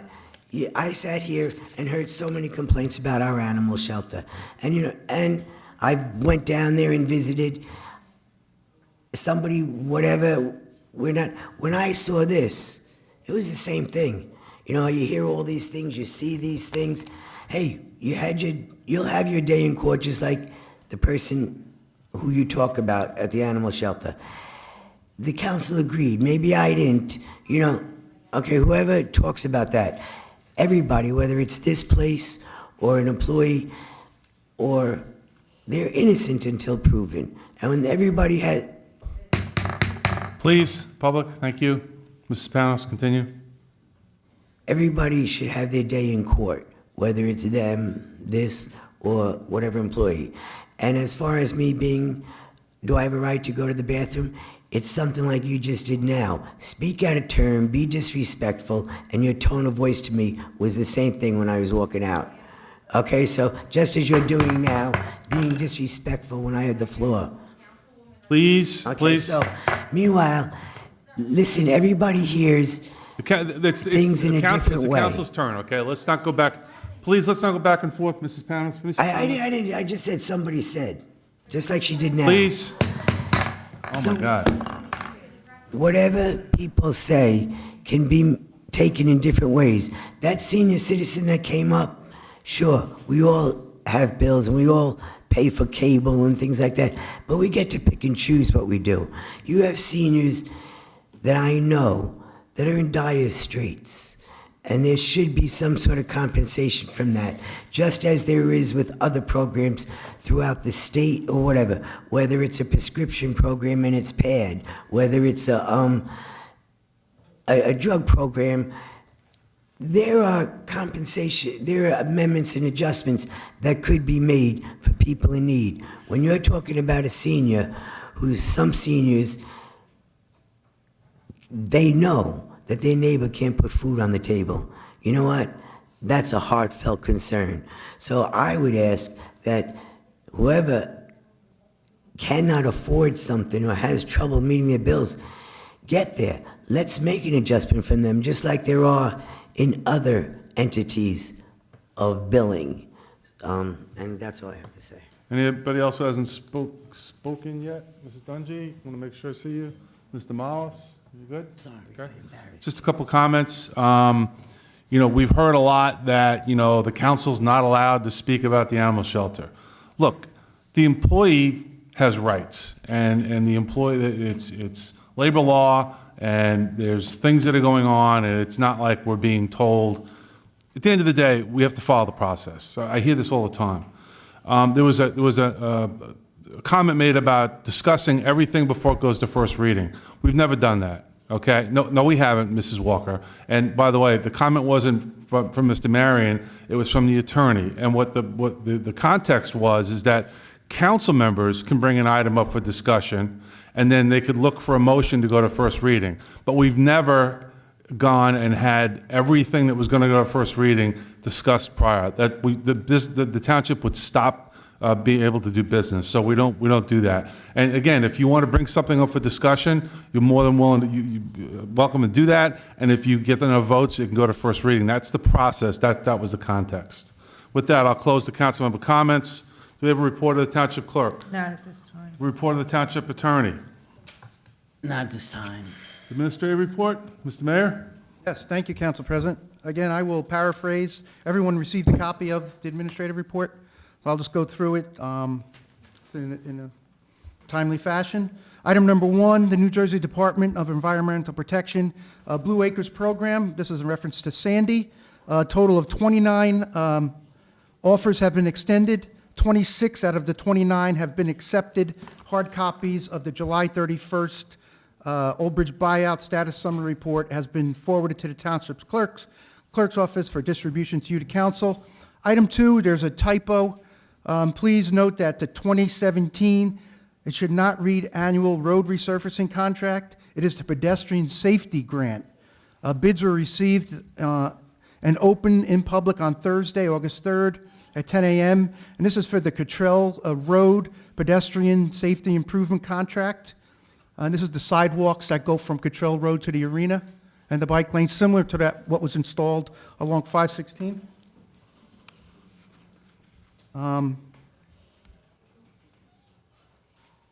Contracts came bid, the bids came in a range of $103,593 all the way up to $237,377. Our engineer estimated the job to be $110,000. Pioneer General Contracting was the lowest bidder at $103,593. It's important to realize, Council, a large portion of this, I believe about $98,000, is part of the state grant paying for this project. Item number 3, the PSE&G gas infrastructure. It's been going on around town. A lot of people have seen the roads being resurfaced after the gas mains were replaced. This is happening in Old Bridge, all around Old Bridge, especially Madison Park. The gas infrastructure work was delayed, and they will be mobilizing to begin pavement restoration activities once all the gas piping has been completed, specifically on Princeton Road and Harvard Avenue. For any paving questions, please refer to the contact information on the PSE&G door hanger that they'll be leaving at your house.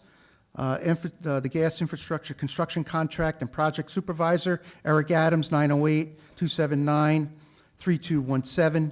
Additional information can be found by visiting the PSE&G website. And if anyone has any questions on that, contact the mayor's office. As we heard tonight, the New Jersey Energy Aggregation Program, the current Old Bridge Community Energy Aggregation Round 1 supply contract with South Jersey Energy commenced on March 6, 2016, and ends in December 2017. That's coming up. Initial enrollment for the OBCEA Round 1 after the opt-out period concluded was about 15,700 resident accounts, or about 80% of the initial eligibility pool. Currently, at the end of July 2017, there are about 11,200 residential accounts participating in the Round 1 program, or about 57% of the initial eligibility pool are currently participating in the program. We've had great success with the program, and we're looking forward to when this goes out to bid again. Old Bridge Home Improvement Assistance Program. The Old Bridge Township invites you to apply to the Old Bridge Home Improvement Program. If you live in Old Bridge, own your own home, and your total gross annual household income falls below the income limit for your household size, you may be eligible to participate in the program. Eligible use of these funds include heating, electrical systems, roofs, plumbing system, foundations, windows, and insulation, and even more. For more information, I encourage everyone to visit the town's website, and you can also get that on Facebook and Twitter. Old Bridge Food Bank Summer Collections. The Old Bridge Food Bank is still collecting items during the summer months. Collection bins are located in the Municipal Administration Building, Old Bridge Public Library, Recreation Building, and Civic Center, Senior Center.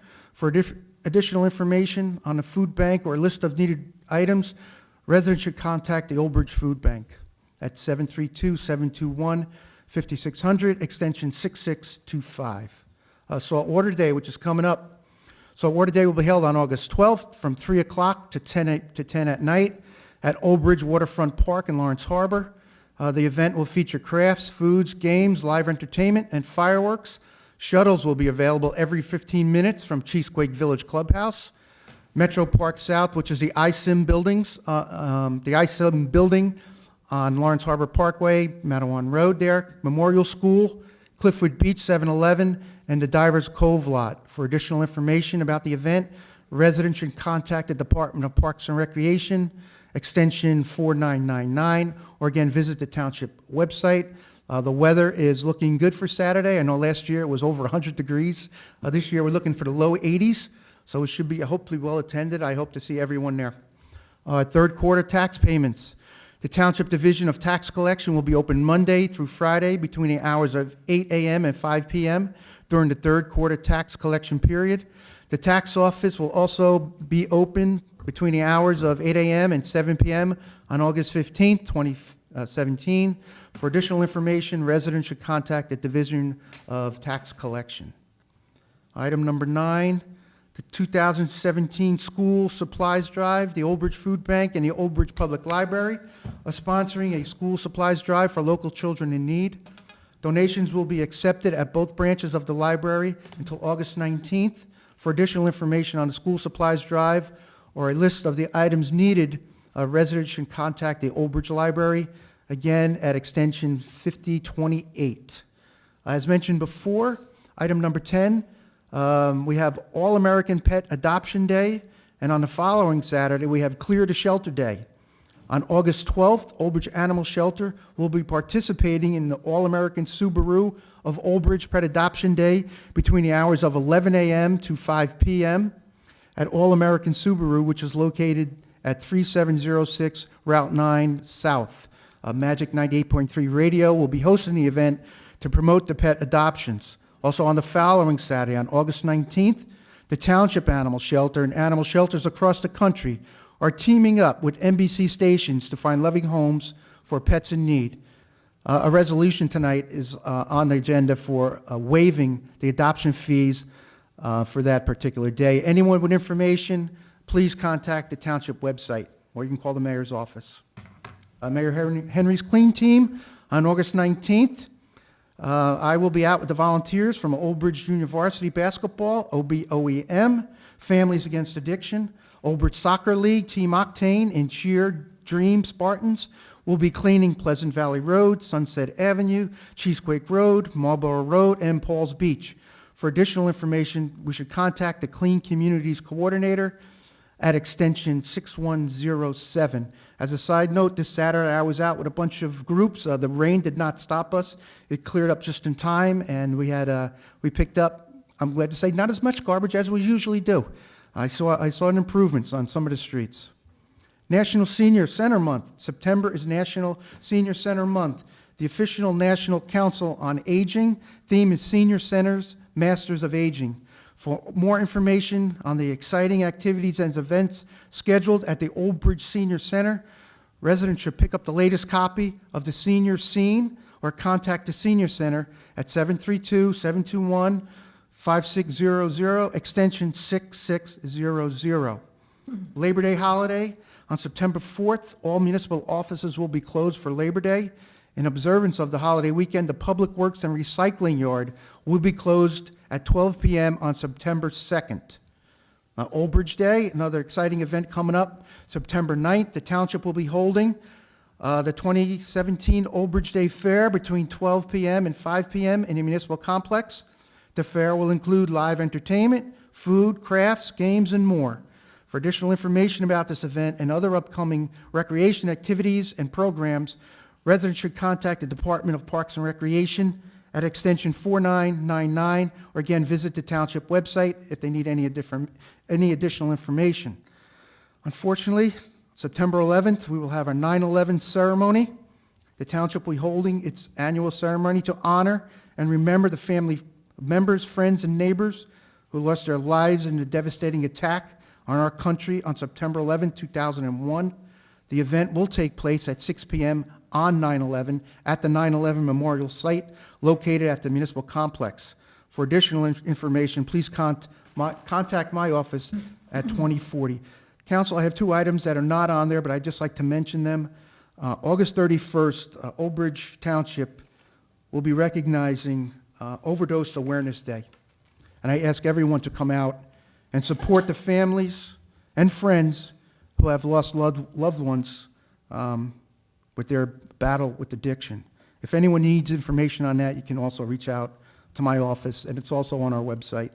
Another event on August 10th at 10 a.m., if anyone is available, I will be swearing in 4 new police officers, and that'll take place in conference room 201. So if the council or anyone from the public would like to see our 4 new officers after they're sworn in, I will bring them to the next council meeting, as I've done in the past, and introduce them to the council. That's all I have. If anyone from the council has any specific questions on the administrative report or any other subject that they would like to ask me about, I will try to answer them. If I can't, I will get the information and get it to you. Questions you. for the mayor? On the report or anything? Yeah, Mr. Green? you mentioned the Control Road pedestrian safety. Yes, Mr. Green. Be a little better indication of what exactly is being done. Is that a sidewalk going in on Control Road? Yes, it's going to mimic what's on 516. It's a sidewalk and a bicycle path, which is going to go from the traffic light where it ends currently, and it's going to go down to the arena. We have a lot of pedestrian traffic crossing the road and cutting through the police department to get to the arena or to the library. They will now have safe passage along Control It'll Road. start at 516 and go down It's going to Control Road? start at the corner at the traffic light, yes. Yes, it's going to be lighted also. Okay, that's good. Thank you. Thank you. I have a question. Another question, Mr. Rosencrantz? Item number 4, energy aggregation. We're bidding, we're in contract, or how's that going? Yeah, it's going to depend on market fluctuations, Mr. Rosencrantz, when we're going to put it out to bid, when they think they'll get the best opportunity, when we'll get a bidding war, so to say, with the township lighting, for the residents of Old Bridge. This is for the residents. So we'll find out when that's going to go out, and they will make that decision. That's why we use them. They know market, and when's the best time to put it out. I know the last contract, we saved residents a lot of money on the Very electric bill. successful. And we anticipate continuing that because of the electricity market. Continues to go down. The price of electricity, because of the natural gas now being used to generate it, we've seen the prices of electric continue, and they believe that that's going to be a continuing trend. Thank you for that initiative. Any other comments about the administrative report? I got a motion to accept the administrative report. I'll move it. Moved by Mr. Rosencrantz. Can I have a second? Second by Mr. Mollis. Roll call, please. Mrs. Dungy? Yes. Dr. Greenberg? Yes. Mr. Green? Yes. Mr. Mollis? Yes. Mrs. Panos? Mr. Rosencrantz? Yes. Mrs. Sohar? Yes. Mrs. Walker? Yes. President Kale? Yes. 9 yes. Moving on to the consent agenda, we have items C1 through C19. Can I have a motion introduced before we do separations and go to the public? Make a motion. Thank you. Can I have a second? I got a motion and a second. Dungy? Thank you. Roll call to introduce. No. Because you're down. Oh, Yeah, you have right. to, any separations. Yeah, okay. Any separations. Let's go to the public first. Anybody want to be heard on items C1 through C19 in the public? Close the public, C1 through C19?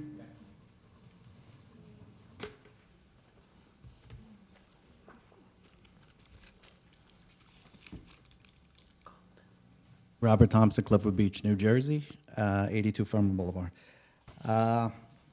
It's more of a question than anything else on C6, the stormwater outflow stabilization for the 2 properties there. Do we think as a council or a body that it would pay to go a little further and analyze the whole ravine that dips off there? Because many houses are probably affected other than just those 2. So is that for just a contract to look at it? It's not the actual work? This contract is for the CME, for the inspections of the project. Right. This is just the inspections of that project. Right. So do you think the cost would be much greater if we did all the houses that are along the ravine there? We'll let Pinder respond to that. Pinder? Pender, you got to grab a mic. Pender, you got to grab a mic. The only reason I ask is because there's a great fall off there behind those houses. This contract is really for the outfall structure, which was damaged. We need to repair it, and there's an easement for the structure, the pipe and the outfall structure. It's not really to repair any other Do anything with the ravine other itself? parts of the. Okay, so what is the two numbers there? Is that where it comes out behind those properties? I think it Yes. says 66 and Yes. 70? Okay. There is easement in both of these properties. Okay, thank you. Believe it or not, this was damage that was done by Hurricane Irene with that outfall between those two homes. I believe the project was awarded at the last council meeting, was on the agenda to award the actual construction of the reconstruction of that. We applied to FEMA a number of times, and they've rejected that, so with the township we put that in our capital project, and that's one, and there was extensive damage, as you know, between those two homes. Now, the only reason I asked, I wasn't sure if it extended to the actual fall-off of the properties, because, Extends it to the end of our property, the reconstruction of the piping and the head wall that was destroyed by Hurricane Irene. okay, but that's the This is the inspection. engineering part of it. That's the engineering part of it, nothing to do with the actual work. The actual work was approved at last month's council meeting. Okay, thank you. Anybody else want to be heard on items C1 through C19? Close the public portion. Do we have any council separations? C5. C5. Dr. Greenberg?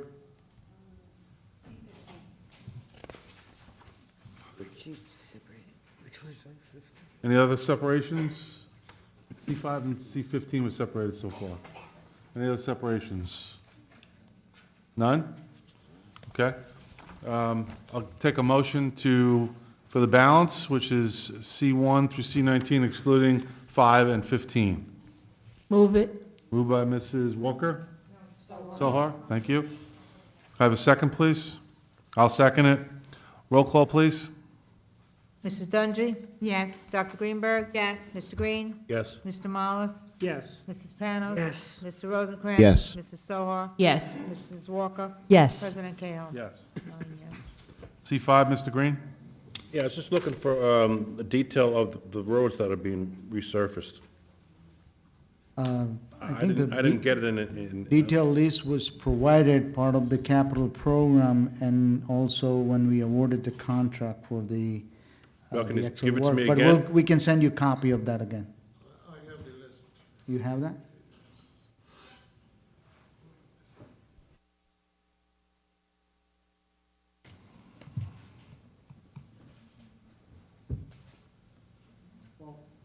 We'll email all the council members the list of these roads. It's been a while since Yeah, we did the capital project. yes. So we'll provide them a list. I can get that tomorrow? Yes. The list went.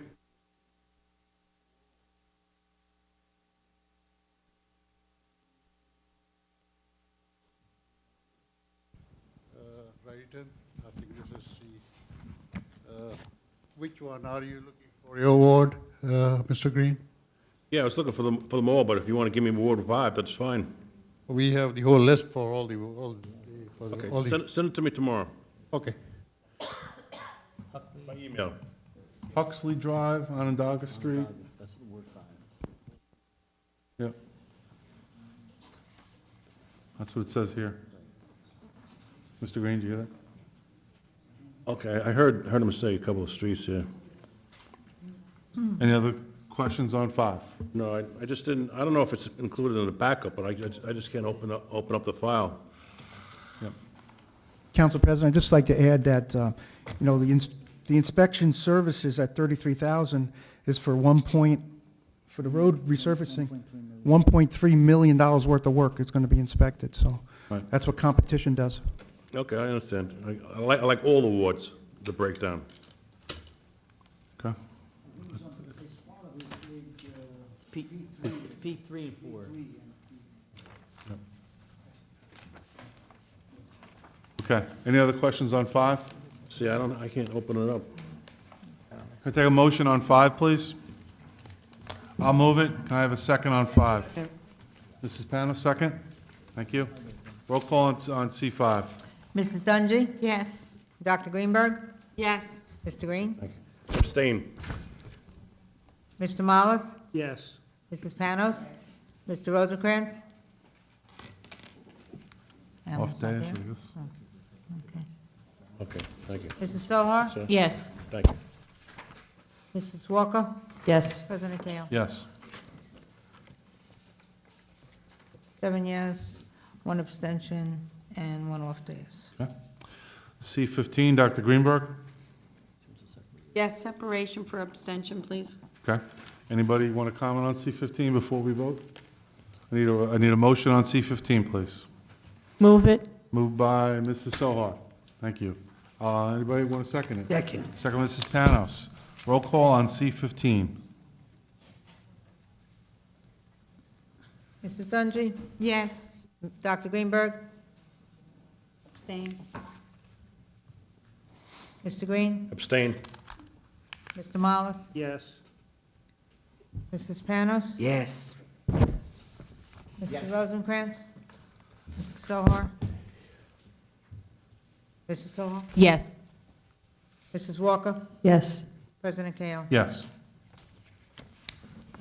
7 yes, 2 abstentions. Okay, that concludes the consent agenda. Moving on to ordinances for first reading. FR1, amending Chapter 39 of the Code of the Township of Oldbridge entitled Animals by Move it. amending Article 3, Dangerous Dogs, and the various sections of same. Do I have a motion? Move it. Moved by Mrs. Panos, second by Dr. Greenberg. Roll call, please, on FR1. Before you go, Mr. President, Yeah. just want to note, and when you look in the ordinance, there are, it says that the changes are underlined, but there are titles in the definition section for bodily injury and serious bodily injury. They currently exist, so they're not being changed. What's being added is the definition under each of those sections. And then for any of the, again, the titles in the definition section that are underlined, those are not additions. I just want to clarify that so that you know that while the ordinance says additions are being underlined, the titles for the words being defined, even though they're underlined, they're not being added, just the definition under bodily injury and serious bodily injury.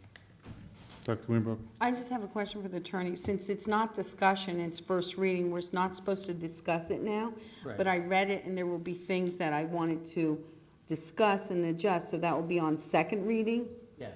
And then we'll have to then change it, Well, and then depend- vote again. Depending on what the changes are. Okay. If they're substantive, or not. Okay. Substantive meaning if it's going to change the meaning. Okay. Thank you. I would think you could send us any comments, and we could, Sure, absolutely. Yeah, that's. Thank you. Yeah, make it soon. Okay. Well, the unfortunate things, I'll send you my comments, but a few of them are questions. So, okay, thank you. Okay, we have a motion and a second. Roll call on FR1. Mrs. Dungy? Yes. Dr. Greenberg? Yes. Mr. Green? Yes. Mr. Mollis? Yes. Mrs. Panos? Yes. Mr. Rosencrantz? Yes. Mrs. Sohar? Yes. Mrs. Walker? Yes. President Cahill? Yes. 9 yes. FR2, acceptance of right-of-way dedication to be granted to the Township of Old Bridge for purposes of future road widening along frontage of lots 7.11 and 17, block 5001 on Cheesequake Road. Do we need to discuss this, or can we just get a motion? Everybody okay with this? Okay. Can I get a motion on FR2, please? Move it. Moved by Mrs. Panos. Second, please. Second. Second by? Dr. Greenberg. Dr. Greenberg, thank you. Roll call, please, on FR2. Mrs. Dungy? Yes. Dr. Greenberg? Yes. Mr. Green? Yes. Mr. Mollis? Yes. Mrs. Panos? Yes. Mr. Rosencrantz? Yes. Mrs. Sohar? Yes. Mrs. Walker? Yes. President Cahill? Yes. 9 yes. Public comments on any subject matter. Who'd like to be heard? Yes, please.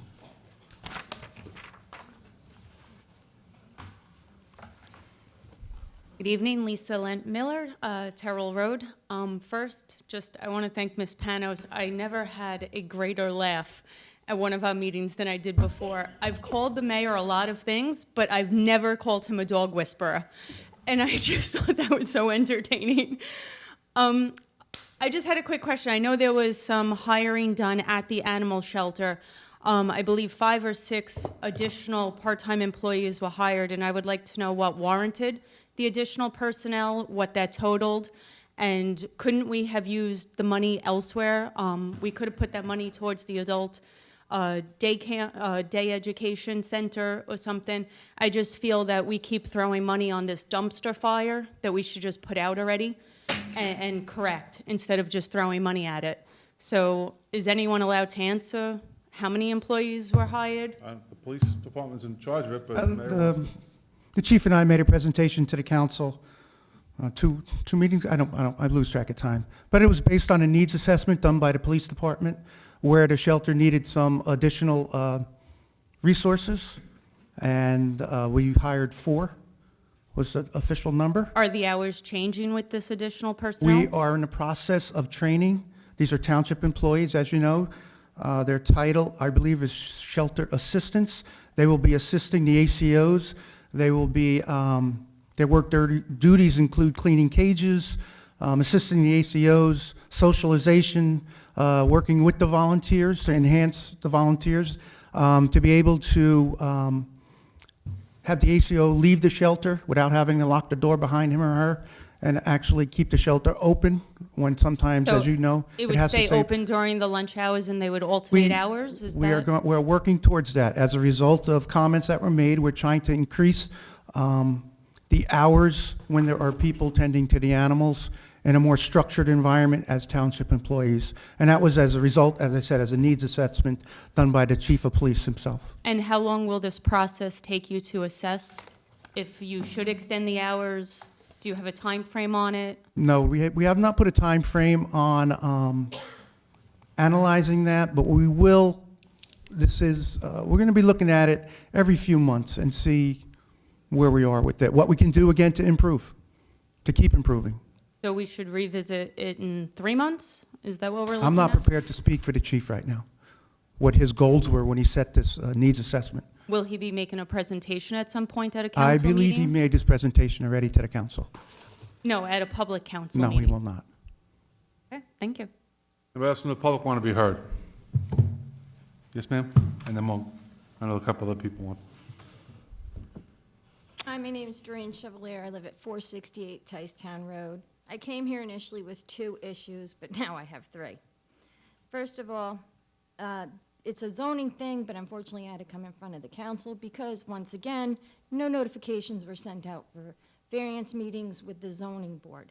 So even if you wanted to show up this time without an attorney to voice your concerns and everything else, I wasn't able to. Whether it's a sunshine meeting or it was my mistake, but I did miss it. I wasn't there, so there's issues with, he initially had a home put on a lot that was undersized by 26,000 square feet for a septic system. Now the developer has just had another variance meeting with the zoning board with no one there. None of the residents on the road noticed within 200 feet of the property, and he's got another 5th house going up. At the original zoning board meeting, residents voiced concerns that it was going to be a creeping development, which it is. You might not consider 5 homes a creeping development, but I certainly do. For 30 years, I've worked on the town. I'm not just a not in my neighborhood kind of person. I've worked with Margaret Creek Cleanup. I worked with Mayor Cannon, initially getting the 2-cent increase per 100 for the open space board. I was sitting in a little dinky room with 4 other people. I spent my money to hand out flyers. So it's not just in my backyard that I'm concerned about. You have developers with no permits in this town dumping garbage fill on his lot that he, although I have contacted Freehold Soil Conservation and gotten no response from them, it's garbage. There's plastic, there's wire, there's paint buckets, there's paint cans, there's concrete chunks. He's going to use this, and it's one department not knowing what the next one's doing. He's going to backfill the 9-foot grade with garbage fill. He gave the town 36 acres, which we should all be thrilled about, but they're wetlands, and they're filled with other garbage that have been dumped over the years, multiple years, by multiple people. People drive down the road and just get rid of their junk because they don't want to pay for it. It's on my backyard. It's in Old Bridge's wetlands that were given to us, and no one seems concerned. I went to the town to express my concern about the garbage in the soil that he's going to use, which he has no permits. There's no permits, there's no building permits, there's no grading permits, and freehold conservation soil, which I was told by engineering handles everything, hasn't called me back. So, it's 30 years I've been working for this town because I love Old Bridge. But we're becoming a sprawled out, urban sprawl, ridiculously overbuilt township.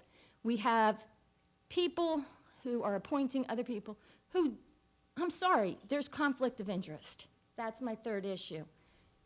If you're going to have candidates appointed by the mayor, then you need a counterbalance. If you have a realtor be appointed to planning board, you need the other candidate who's qualified going into zoning, so we can kind of balance out what's happening in our town.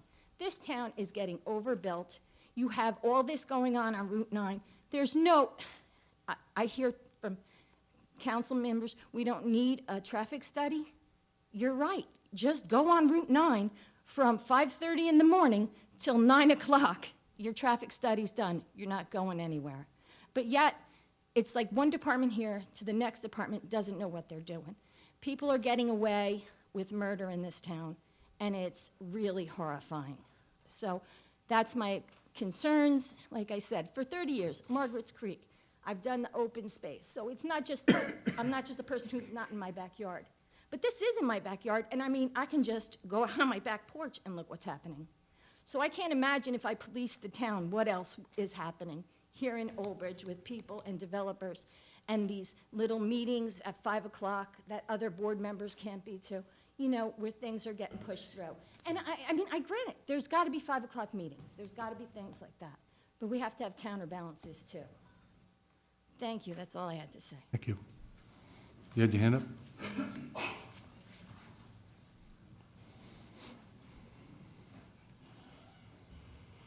Hi, Jennifer Leung, Matawan. I have a couple of the same points that Lisa had brought up before, so I'll just skip over them. I understand now that there are 4 new part-time employees at the shelter. I'm just wondering how many hours a week each employee is putting in? Can anybody answer that for me? Do you know that? I don't know off the top of my head. I don't know exactly how many hours they're working, but their hours are limited. The chief figured how many hours of coverage we needed in the 7-day period, and that was a result of hiring the 4 individuals. Okay, and with that, what their hours are they sticking with what is open to the public from 10 to 12 and 1 to 3, or are they 7 to 12, 1 to 3? Those questions are going to have to go to police. I don't schedule those employees. Okay. You did tell what the new employees do. Same thing again, so there's 3 full-time employees now and 6 part-time, so we have 9 employees at the shelter. And I agree as well, I'm hoping that the shelter hours will be adjusted. Besides being open for lunch, I know we brought it up before, but maybe 2 late nights a week, especially if you have 9 employees. I think it's definitely feasible.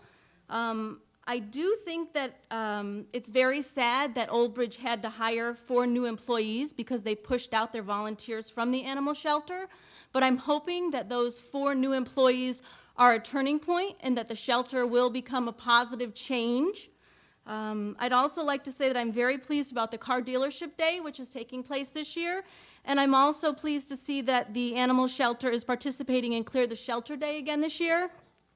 Last year, I was volunteering at the shelter on Clear the Shelter Day, and it was an absolute zoo. We had so much foot traffic and, a lot of adoptions that day. I don't have my numbers with me, but I think there was like 16 or 17 adoptions that took place that day, which was fantastic. The other thing I'd like to bring up, I'm still hoping for a standing promotional rate for the Pet of the Month. I know that has been discussed before. I've been told that it's been discussed. I'd just like to see what's going on with that. And also an occasional adult cat special or 2 kittens for the price of 1. I was in the shelter. There's so many kittens in there. And now's the time to find them homes because people want them when they're cute and they're little kittens, not when they get to be big cats. There's a lot of kittens in there. They need to be socialized. They're not socialized, so that makes it even harder to find them homes, especially when they get older. Thank you. Thank you. You want to be heard? Yeah? Yes. Mhm. Sorry about that. It's a long meeting. No, thanks for having us. I'm here for Husky House. Well, so, can you hear me? Yes. Okay, so I'm here for Husky House.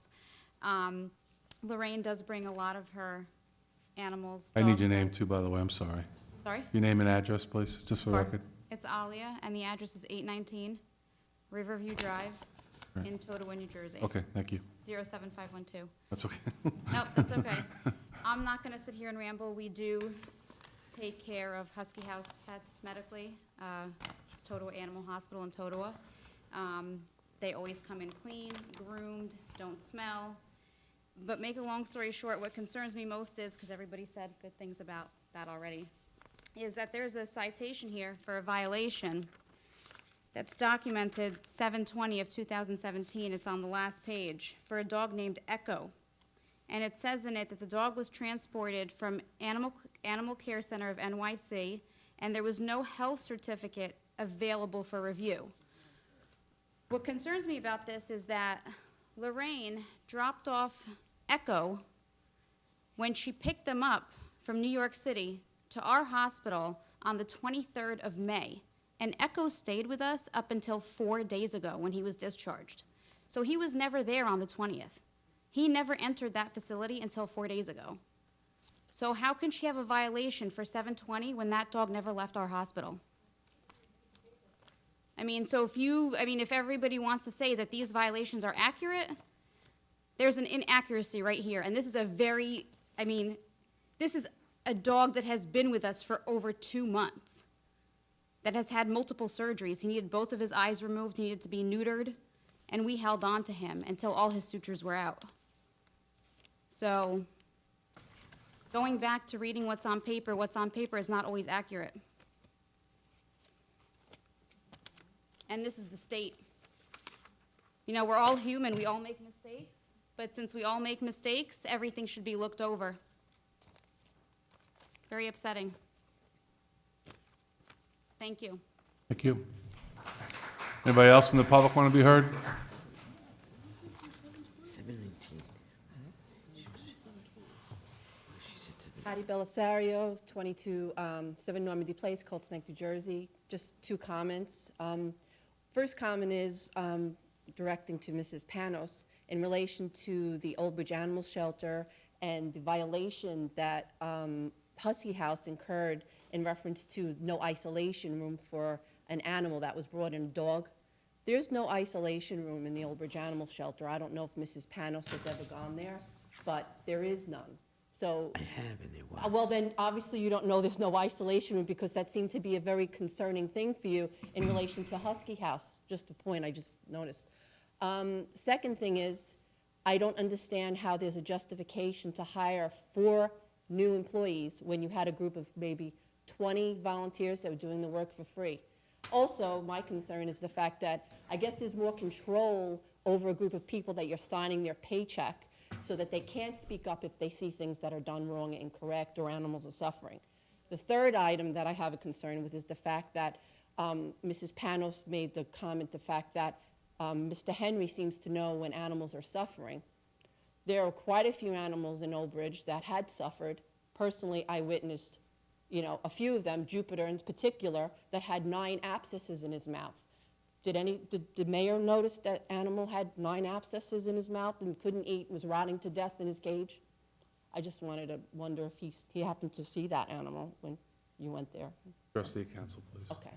The second thing is, in terms of, there was another dog that they were drawing fluid from his body. He was dying, and they were drawing blood from his abdomen, and they were told to put him to sleep. Mrs. Chen disregarded a direct order from a veterinarian to put the animal down. She was doing Reiki on him. So, it was Onyx.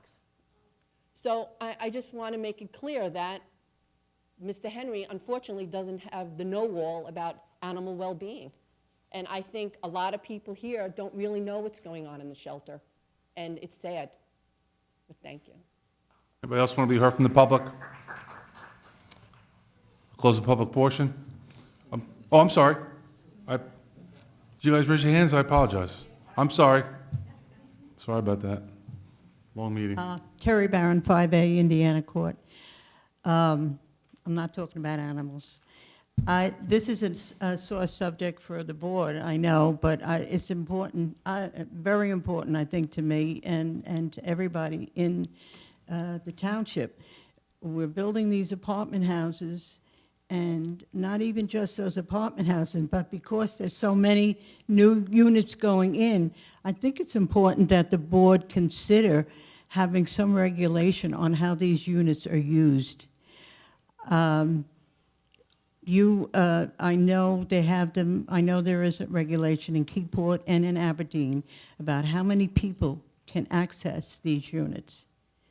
And it seems to some people, even maybe people who own their own private home, that how can you regulate, or why should we regulate how many people? But when you have a two-bedroom apartment and you have 6 and 7 people living in it, that's not healthy, and it's not right. And it does happen. And you know, I live in Cheesequake Village, and we're a senior development, and we're starting to see a problem here because the seniors are bringing in their children and their children's children. And you only have 2 bedrooms. That's not a healthy situation when you have 4, 5, 6 people in these small places. And besides, we're all confined. Apartments, you're confined. You have no breathing space. So I really think the board has to consider making some kind of a regulation within this township that people don't abuse it. And unfortunately, like I said, I'm seeing it more and more in our development that it's a problem. I don't know if it's because a lot of the young people are losing their jobs and they don't work, so they come back to mama, which is hard to believe that 30, 40-year-old men, but they bring their wives and they bring their kids. So I know it can be done because it's done in other townships. And I really honestly think it's an important thing that you have to consider. Thank you. Thank you. Anybody else? Ma'am, you wanted to speak? Sorry about that. Try to be brief. My name is Leah. I'm from Edison, New Jersey. I just want to speak to a few things with Husky House as well.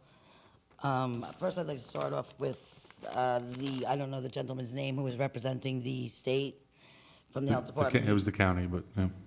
Oh, Gentleman was sitting here was the county person. The one who was sitting here was the Okay, county yeah, person. Oh, okay, I thought Yeah. one of them was with the state. Anyway, they said that they were not here to close the shelter down. When Lorraine was sent a letter from Lester Jones himself stating that this meeting, the purpose of this meeting was that he intended to recommend to the board, to the council, that the Husky House license is not renewed. And she got a letter to that extent, and he says that they're not looking to close it. So that was the first inconsistency, I should say.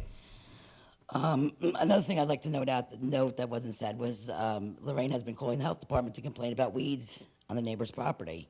They violated her for that vegetation overgrowth on her report when she had been calling the health department to try to get some remedy for that and got nothing. And then she got the violation for it. So I thought that was kind of comical too. The health department ignores a resident who was bitten by a dog seeking rabies certificate and whatnot, totally ignored, as we heard tonight. Yet their focus is on rusty cages at Husky House. And something does not equate. That person sounded very frustrated, as anybody would be. If you're bitten by a dog and you don't know whether their rabies is up to date, which if it hasn't been to the vet in 3.5 years, I don't know how it could be. And yet, all the focus is at Lorraine's. The health department has been there I don't know how many times in the past several months, and they couldn't acknowledge a resident who is this distressed and a dog that's missing. I think that's, I don't even know what to say about that. To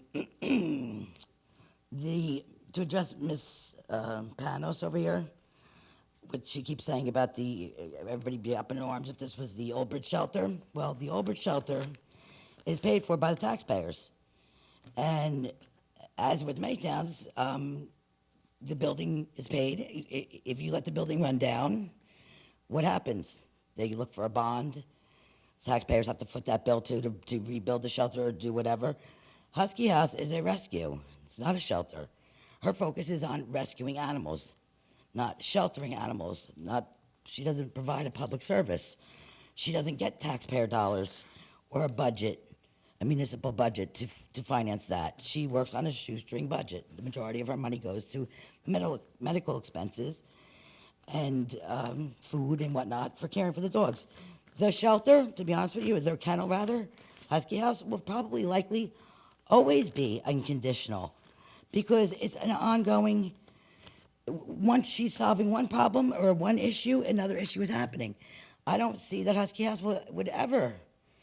So this is going to be something that will have to be looked at in that manner because it's not going to be resolved with this one time. She will likely never have a satisfactory. That's just the nature of it. It's a revolving door. When she finishes, she starts right over again. You're talking about Huskies too, by the way. 50 Husky, what she has, 50, whatever, some odd kennels. These are big dogs, hairy dogs. Their wear and tear are a lot more from Huskies than there would be from, say, 50 Shih Tzus, Chihuahuas. She'll always be in a conditional approval if this is the way their system rates it or the way your whatever, however, is designed. That's just going to be the nature of it. So you guys should think about some other way to approve her or some other kind of a way to exist because Lorraine is an old school rescue. This is what, when you hear rescue, that's what she's all about. Not these people that are in PetSmart parking lot that brought up some puppies from down south and that's retail rescue. That's a puppy flipping. What Lorraine does is Lorraine rescues the ones that no one else, the ones that are less likely to get a home. She goes into the shelters, takes the, so she does do a tax, she does serve the taxpayer and the municipalities, which she helps out, because these are dogs that they don't have to care for anymore, that deserve, and she works very hard to get them homes. She's constantly fundraising. They're not sitting in her place languishing. They're moving. When she's not there because of these inspections where they say she refused to sign, that's misleading as all hell. To say she refused, she wasn't there. She's at the vet. She's at Garden State like every day. We got to wrap up. That was 5 minutes. Yeah, no, I understand that. So, and I just want to say, Old Bridge, as a person not from Old Bridge was known for its shelter. You guys had a shining star for years. Your volunteers. It was something that was talked about in the Ma'am, we really got to wrap up. I'm sorry. All right, 5 minutes is over. You let that destroy it. And, the person had a good point about Karen Chen remaining in her position Okay, while thank you. suspending. Thank you.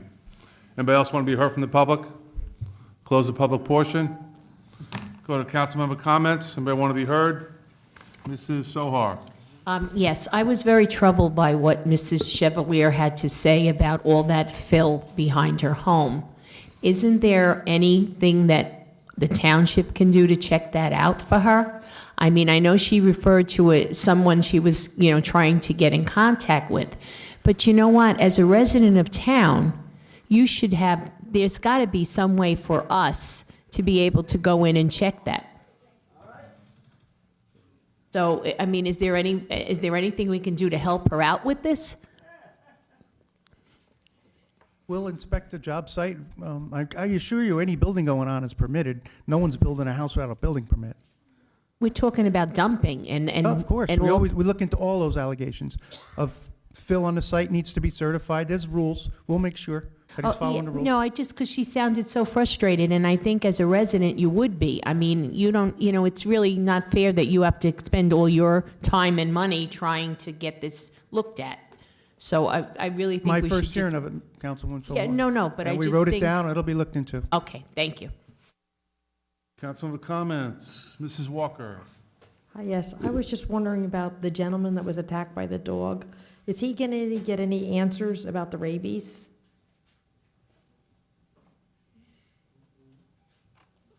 Wait, can someone We'll answer? follow up with the police department to see if they can, find the information. That would be nice if it could be tomorrow. Any other, Dr. Greenberg? One more thing to add to the houses that are being built near Doreen Chevalier. I live there also, and I also, if there was supposed to be a notice, I would be within 200 feet, and I did not receive a notice. So I will call to find out if there was any more variances that were given. Initially, when a variance was given, it's very unfortunate when the zoning board has the condition and the right to deny an application when it doesn't meet our zone. And when it changes it, it's very frustrating. That's why we have, like, if you need two acres to have a septic tank, there should be 2 acres. And it should not have been changed, and that one house should not have been built. I was there myself at the zoning board meeting, and a zoning board member said, "Oh, I voted for it, but I didn't think, I know it's gonna go to the county and then they're gonna fail it." How can you make an opinion like that to pass it on to someone else if you're not doing your due diligence there? And like we said from the beginning, this is a creeping subdivision. The person that came forward for the one lot next to Ms. Chevalier was never involved with the rest of the lots, as far as we were told at that zoning board meeting. Then it came to fruition that that same person had already had a contract and a deal and was gonna build the other lots. The reason why they did it, they used him as the pilot to get it passed. And once that first unit was passed, then the other ones got the okay. So it was like a domino effect. That is what happened at the zoning board meeting, and that is what happens when people don't pay attention to what's going on in the town. Also, that site came up years ago, was Hickory Woods. That was denied from the state because that area was a brownfield at one time, and the soil was not good, and that's why they wanted at one time, there's not access for septic there, not access for sewer, and they didn't want septic. So I don't know how things change from 5 years, 10 years earlier. I've seen it changed in town when applications were denied because it's wetlands, and then years later it comes back and they can build on it. If it was wetlands 10 years ago, usually it's 10 years later, still wetlands. So I feel the frustration of Ms. Chevalier that she tried to come in front of the zoning board with an attorney and explain explicitly the conditions in that area, and unfortunately, it was not listened. And now to find out that they want to bring more debris in that area, I really hope that tomorrow there's an investigation and someone down there checking it, rain or shine. Thank you. Anybody else want to be heard? Councilmember comments? One more. Mrs. Panos. Okay, there's an old saying, believe half of what you see and none of what you hear. I got this report tonight, and I should have I just got it tonight. But I am glad that you're getting that opportunity to rectify whatever misleading things are here or whatever. So please take it as I got that report, and it was like, oh my God. And then that's the half of what I see. And then what I hear, when I was looking at that and I said isolation thing and whatever, Dr. Greenberg said she was down there. They don't need an isolation booth. Then you tell me there is one. Somebody out in the hall told me you have 5 of them. So you know what? It was all a lot to take in tonight, and I'm glad you'll have your day in court. You're welcome. Anybody else want to be heard? Motion to adjourn? Moved by Mr. Green, second? Second. Mr. Rosencrantz, roll call, please. Mrs. Dungy? Yes. Dr. Greenberg? Yes. Mr. Green? Yes. Mr. Mollis? Yes. Mrs. Panos? Yes. Mr. Rosencrantz? Yes. Mrs. Sohar? Yes. Mrs. Walker? Yes. President Kale? Yes. 9 yes. We are adjourned.